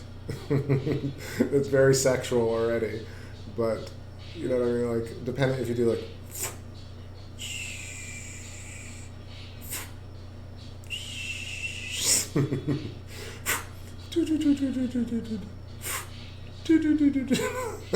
already, you know, super simple satisfaction. But what we want to do is add some lights. So out of here, zoom out. So I just click that so I can keep the camera where it's at, and undo it to just have a free floating cam. And one of my favorite things is this. I'm using a Razer mouse, which has a middle wheel button, and also a Razer keyboard. That's why it's so clicky, but I love clicky keyboards. And so when you click the middle mouse button with Alt, you can kind of move it around, and then left mouse button with Alt turns it. And it's really, instead of using these up top, I used to do this on a laptop, and it was horrible. You got to use that three button mouse. All right, save, and let's set up a 3-point lighting. So lighting from the top, sides, and then we'll try lighting from the back with the spotlight and see how that looks. But even here, like, you're already starting to get something. I could put like green here and make it an avocado. But first, lights. So let's create a target. So null, which will point kind of right above the object. We'll make this light target, and then we're going to add a targeted area light. Move it over to the side. And what I learned is that I like to do a light that's as tall as the object is. So if I look through the light, you'll see that it's roughly the same height as the object, and that means it's going to get a rim light along the entire rim of this object, as opposed to like being cut off. What does that look like? It just means that reduce this, turn this off. Make this visible, turn that off. Let's just look at lights.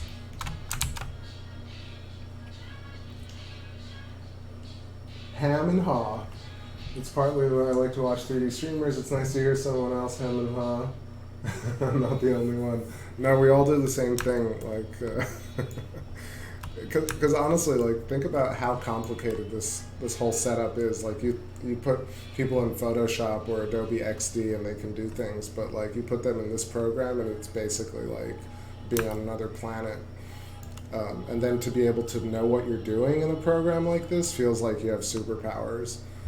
And then take that to a level where you're like, okay, I know how to make things. I kind of can make anything I want. Like, how do you make things? Then you're in this place where your brain is like so far ahead, and you're like, okay, this, okay, that, okay. You're riding this spaceship of like possibility.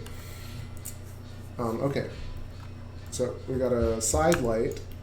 And I want to show, if we make it thin and tall, you can really sculpt the light. You can really define like what you want to do. That's what I learned a lot from like Andrew Price, and I think I'll tell you like some of the, I know that, okay. All over the place. Let's do, it was Chad Ashley. Arnold lighting.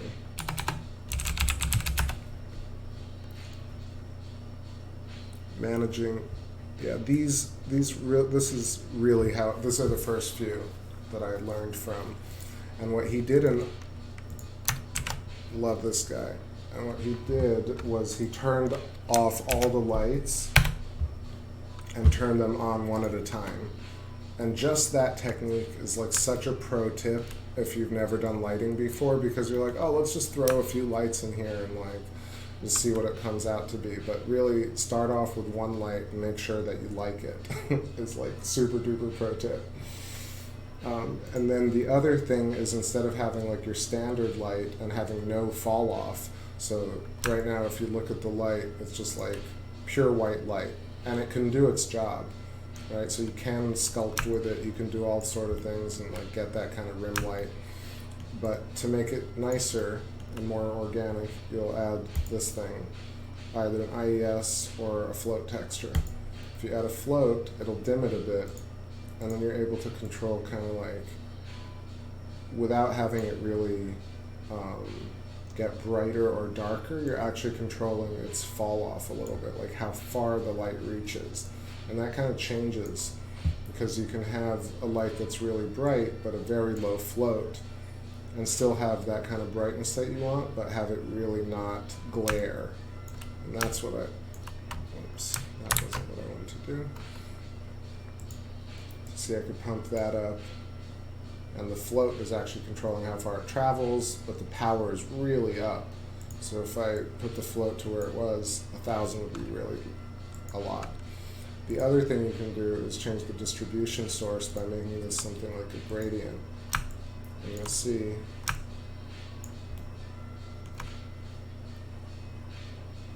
that it's actually running a gradient across this light, which is kind of, instead of having like pure white from side to side, it's actually affecting it. There, you can see it better. If I wanted to, I could add a noise, and then all of a sudden light is coming a little bit from here, a little bit from here, a little bit from here. Let's change the default value, put this up to 1,000. Seriously? And even that subtlety is just creating a little bit less light here, a little bit more light here, and that makes it more realistic. It's that kind of, those tiny little things that really make you a better lighter or not. So let's push this back up. And now we're getting more of a natural kind of fall off and distribution of light. And you can keep going. You could stack these, you could add a different type of float, you could change, sampling rate actually increases, it makes it look a lot more fine, a lot smoother, less hot pixels, less fireflies, but it actually takes longer to calculate. So that's our right light. Let me shrink this down just a tiny bit. And this I think will be my last one for tonight because I'm getting a little tired. I think my keyboard's going wonky too. Okay. this one. What I want to do is add a bit more float texture here. Okay. Let's hide this, and I'll make this taller. Let's control clone it, bring it over here, and now they're both pointing to our light target. So what's cool about the light target is you can move that. I'll show you what that looks like. That's why instead of like parenting or like targeting the actual object itself, you target the actual like a null object, and then you can use the you can link these two together, but really having it separate, so you can kind of do something like that. That's what's fun about it. You get a lot of different lighting scenarios. So you could target like just these two left and right to this one null, and then have the top one to another null, or not to a target. Let's do that like just a floating area light and bring that up top.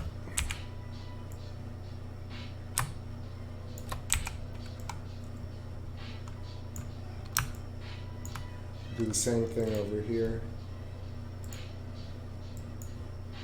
Enable float texture, enable distribution source. Make that a bunch larger, change that to Naki.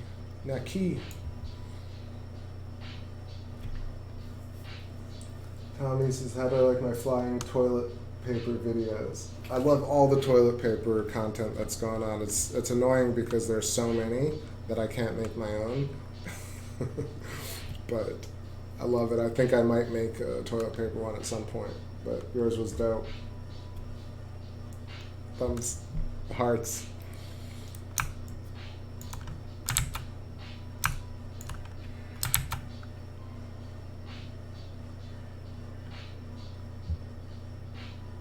You'll have to remind me of it. Honestly, I saw like a dozen today. I'm thinking, was it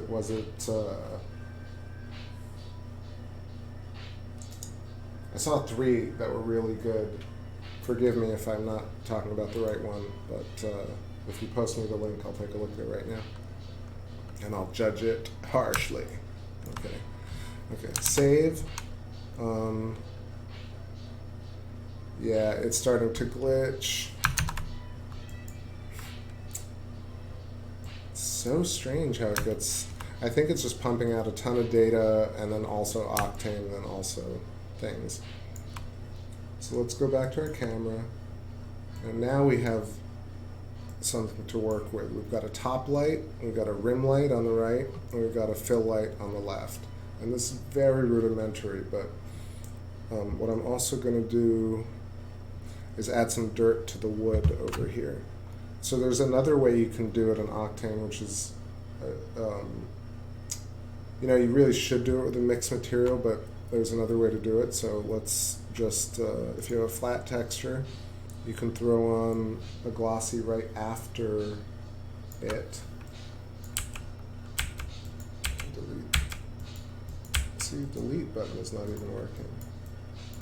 Delete, okay. And this glossy opacity layer, you can add a noise. You can see what happens. So this is just a little glitch. If you hit that and turn it back on. So now you have the wood texture, and then on top of it you have like a map texture, which is cut out using this opacity.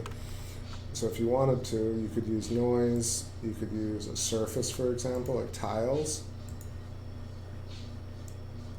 Let's change that to something like scales, and turn these a little bit more contrasty if you want. You go through all that, but you can use these types of things to mask through. And instead, let's just use another image texture here and get some fingerprints on the wood. Polygon master, fingerprints. People use this a lot. And so now I've got a ton of dust on this. So you could play around with it by decreasing the gamma, or sorry, increasing the gamma, lowering the power a bit. And so now you have dust everywhere except where the fingerprints are pressed.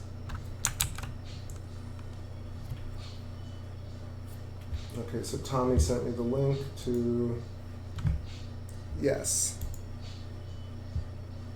Oh no. Whoa, dude, that's freaking rad. Follow.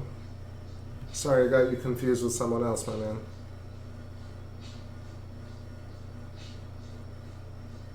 Yo, that's really good rolling paper.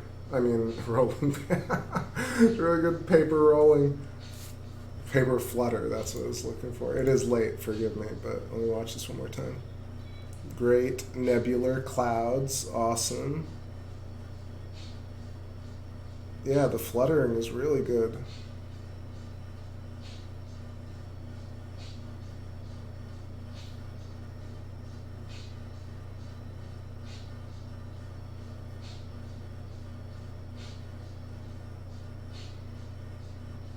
Dude, super dope. I'm almost like, yeah.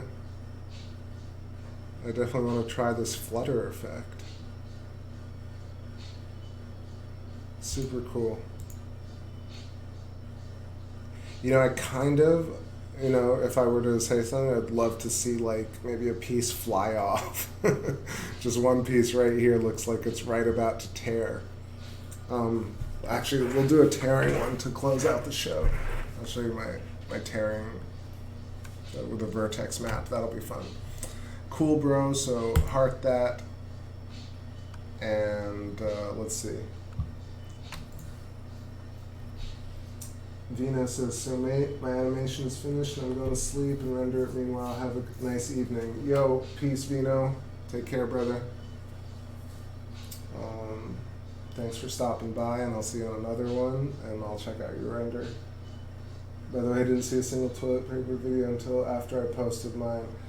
Yeah, man, I've been seeing them for like a week, but especially today, I don't know why, like 5 of them showed up in my feed. Like one where it was like peeling off gold into another toilet paper, and then another one was like ripping off, and I saw one that was hand-drawn animation.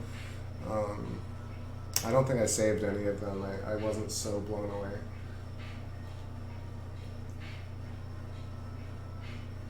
Oh, it's all good, man. You can do it. Yeah, I didn't mean to. I'm always like, oh, that's cool. What about this? So, no judgment. It looked very dope. All right, let's make this look a little less dim. So what I did here is I turned off the entire background, right? We'll put that back up so it's kind of reflecting a bit of pink from the beyond. And then this gradient is going to light it a little more diffusely and ambiently. So yeah, I mean, this is, it does take a little bit longer to get things to this point. I think this is how you kind of start getting that really hyper-realistic look. This background is actually making it look a little more dingy than it should if I just actually remove the background.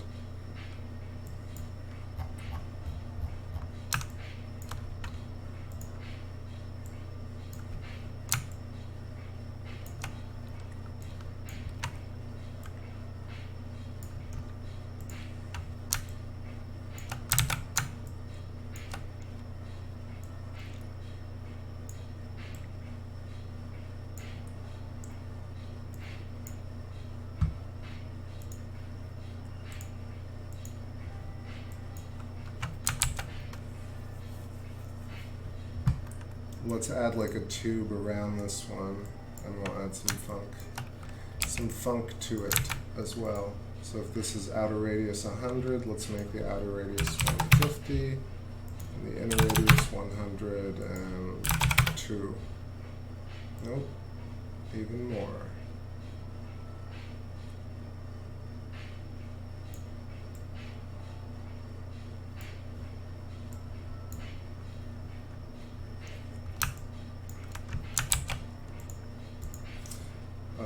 This fillet needs a tiny bit after, oh, that got too soft at about 0.5. And then, let's make this more poppy. And let's also bump up the top light, because I added a float texture. I can decrease it, but then also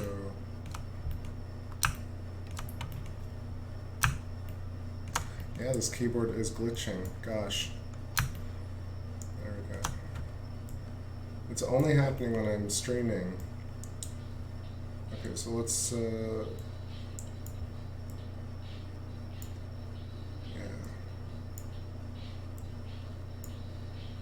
So I'm basically just moving the top light up a bit more. So the more you push it away, the kind of more diffuse look you get.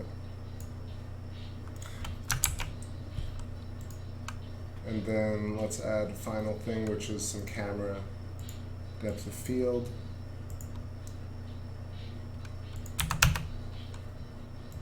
And let's focus like right there. We could even turn it up more like.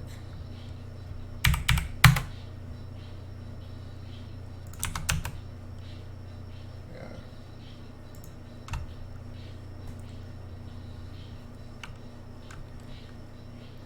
I think the top is still hot.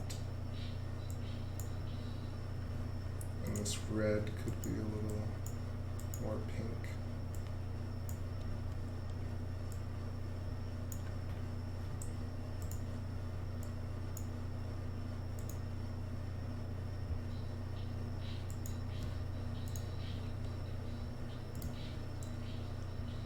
Could really endlessly tweak lights.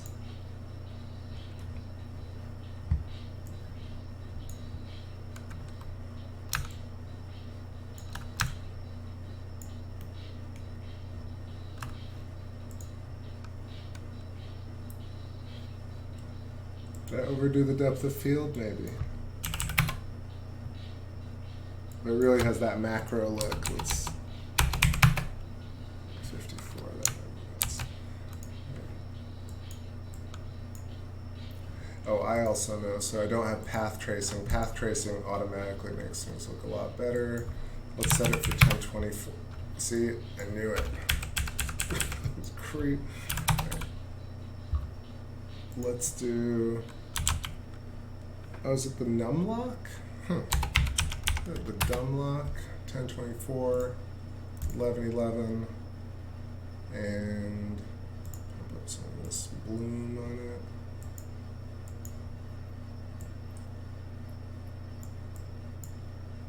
Of course, you could add some atmospheric, like rain fog. But yeah, I really feel like it's probably time me to chill out because it's not moving now.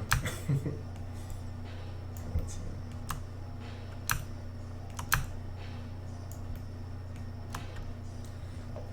All right, here's a dilemma. Sometimes you like push and push, and then you realize like, oh, maybe I've ruined it actually. Now it's starting to look a little too dim. This is the part of the night where I'll like step outside and come back and take a look at it. So let's just render this as a high-res still. And what else can I do? Just make this, put that dirty gold on it. And probably reduce the depth of field. I think that might be a lot actually.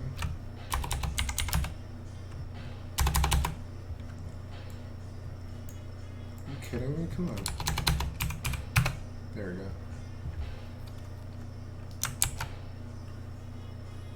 Those area lights, it's funny, I have 10 years of professional photography, but I'm also still pretty new to 3D.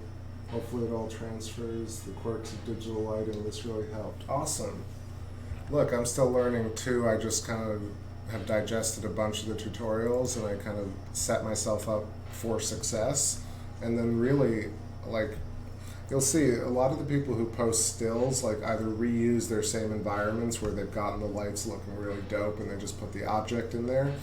I tend to kind of just basically build the light for each scene. It's probably not the best way to be, but there are others who are just excellent, just get a sense of lighting. They've been doing it for 10 years. Once you've been doing it for 10 plus years, I'm sure like you're like, oh, I know that little trick, oh, that's the right setting. You kind of play it that way.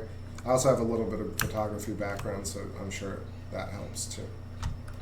Understanding like what all these things are.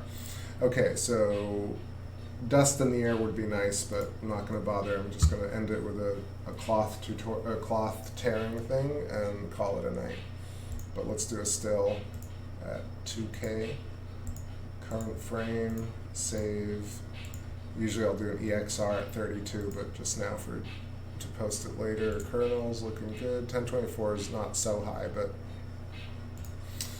okay. Save, hit render, let this guy cook.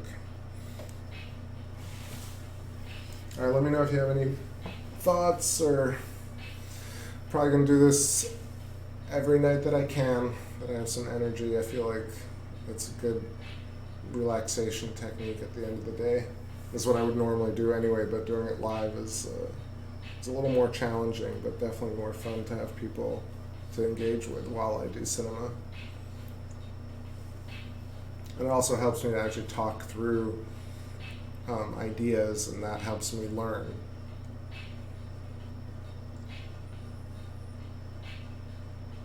Hey, thank you so much. I appreciate it, Tommy.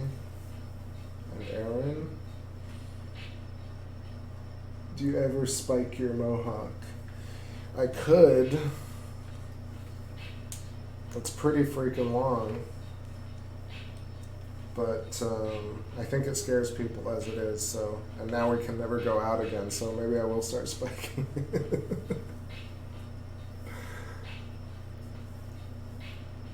Typically, like especially in Florida, I'm always just pulling it up because it's so hot, but I've also spent 10 years growing it, so I can't cut it. Not that I would ever cut it. I'm just going to let it go white and then fade off into the distance. All right, so this guy's good. One more tearing one, new. Actually, hopefully this will let me do it, but I think maybe we'll do it with the intro. I'll get this plane with the glossy material, copy that, new scene file, delete. All right. Delete this guy, delete that guy. Save this. Particles. Rip. Outro. I'm telling you, my keyboard is not registering commands. See? I know exactly what it is. It's just that I'm using an old webcam, like circa 2015, 2014. It's very good, but I feel like ever since I plugged that into the USB on this PC, it's breaking everything else.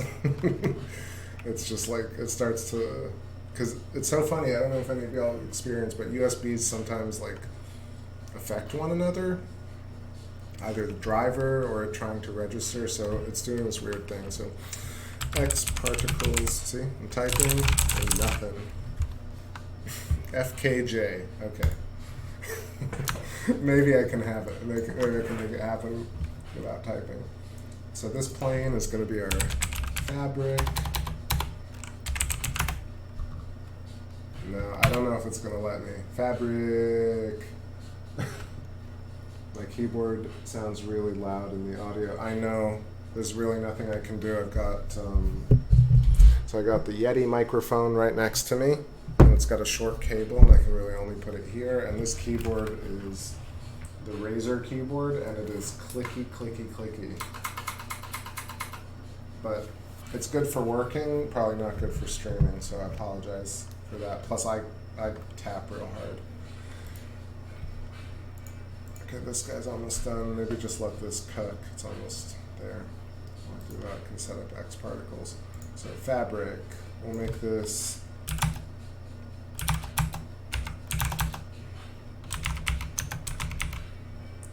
I don't think it's going to let me, is it? You can see it glitching out. It's starting to have its meltdown. So this one, X particles, cloth effects, create cloth. And then it's got gravity, it's got constraints. We're going to, actually I shouldn't have done that. I shouldn't have done that. Now undo that. Undo, undo, undo. Of course you're not going to let me undo, are you? Undo. The old school way. I'm going to break it. Let's see, and then I'm going to make it a cloth. And the reason for that is I can select that, and then I can make this set vertex weight. And on the vertex map, we're going to use tools, paint tool, and paint where I want this to rip. Hold shift, which is not working, shift, and then paint smooths out the edges of your painting on the vertex map. So right now, it'll basically, this is on, this is off, and in the cloth advanced, there's pin and sticky. So pin actually only works with vertexes, so points. So if I wanted to make it stick to this corner right here, I'd select that, and select this point, I would say set selection, and then in the cloth thing, I'd hit pin, I'd put the selection tag, and then hit save, play, and you'll see it's cloth stuck to this one point.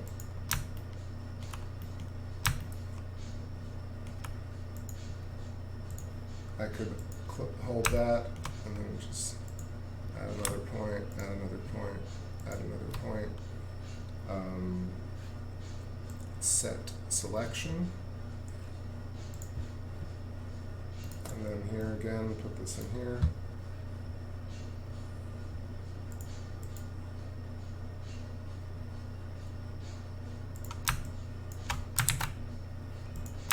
Yeah, you can see it's like not doing what I want it to do. Damn. But what I did want to do is just have it rip. I'm gonna just probably have to reboot it. It's come to a natural conclusion tonight, but I do want to rip this in half. Come on, buddy, work with me. Okay, so I have this vertex map. I want it to. Let's turn off gravity, so it's just floating. I'll put 0. You're not gonna let me, are you? 0. Enter. Save. Then I'm going to just in the tearing map, we're going to enable tearing. We're going to use the vertex map for tearing. And let's hit play and see what happens. All right. So right now it's floating, and there's a vertex map that will tear, but there's no forces tearing it. So let's add some turbulence.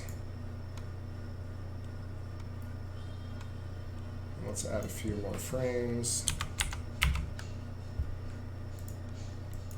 You hear me click, and you don't see no numbers. All right, there we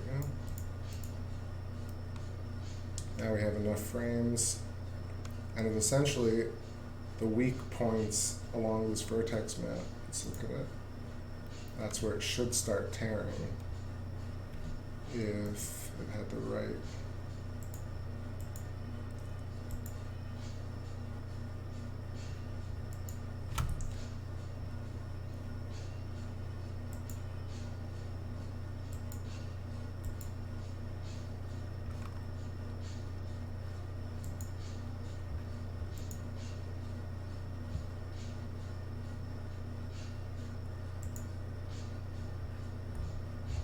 There we go.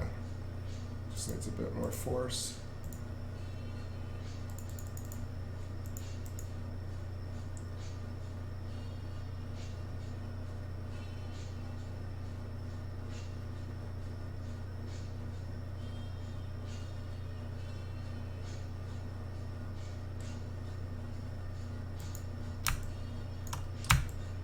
Yeah, this is kind of annoying to work with. You know, I'm gonna just set this here, scrunched up, ripped up, end frame, and I'll thank y'all, because like struggling with cinema is already tough without it. Not that. Single frame, please. Current frame, 2K. Get my octane.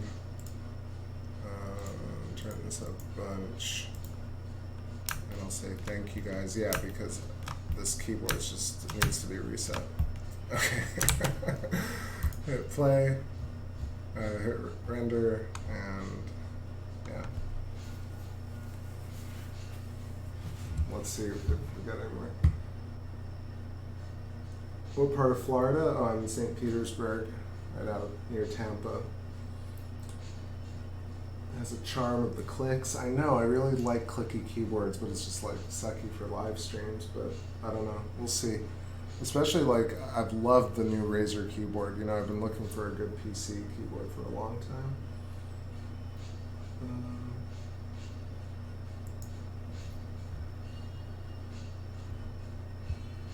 Oh, this look. Alright, let's save this and we'll do it next time. That's pretty easy actually. You can do it with a film layer. You just need thickness on a specular material. Yeah, I don't want to mess with it. It's clearly glitching out and it's annoying.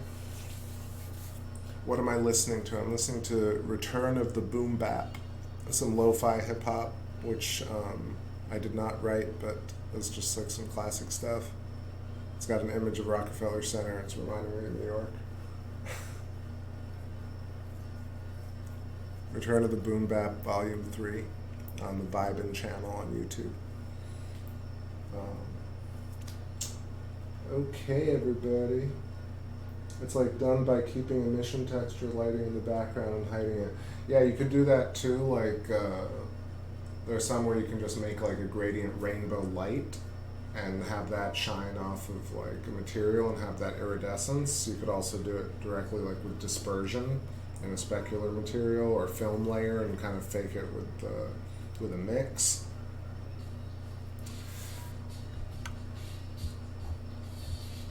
All right. Thanks so much, everybody. I'll work on this and hopefully figure out like why it starts to glitch and how to fix that, unless maybe just it had to end tonight at the right time. So stay safe. I really appreciate it. I'm gonna end it. I'm actually gonna do the little recap video while I'm still on. Yesterday I did like 4 of them and I realized I was still streaming because that's real world shit for you. I'm sure people take 1,000 selfies and just post one. Yeah, I hope you all stay safe and sane in this crazy world, and it could get even crazier. So I know everybody's streaming, and I'm just one of y'all. I'm happy to help in any way, and yeah, let's get better at 3D together and also stay calm together. So I got my video. Cool. Shout out to my peeps. Thanks so much for hanging out, everybody.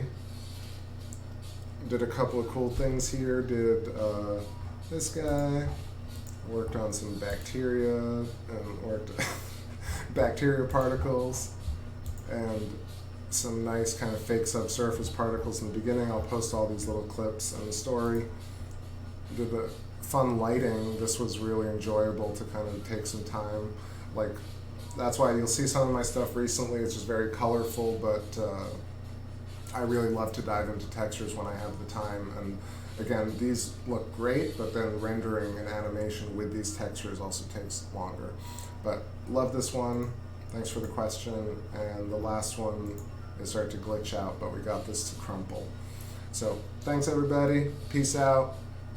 See you next one. Bye.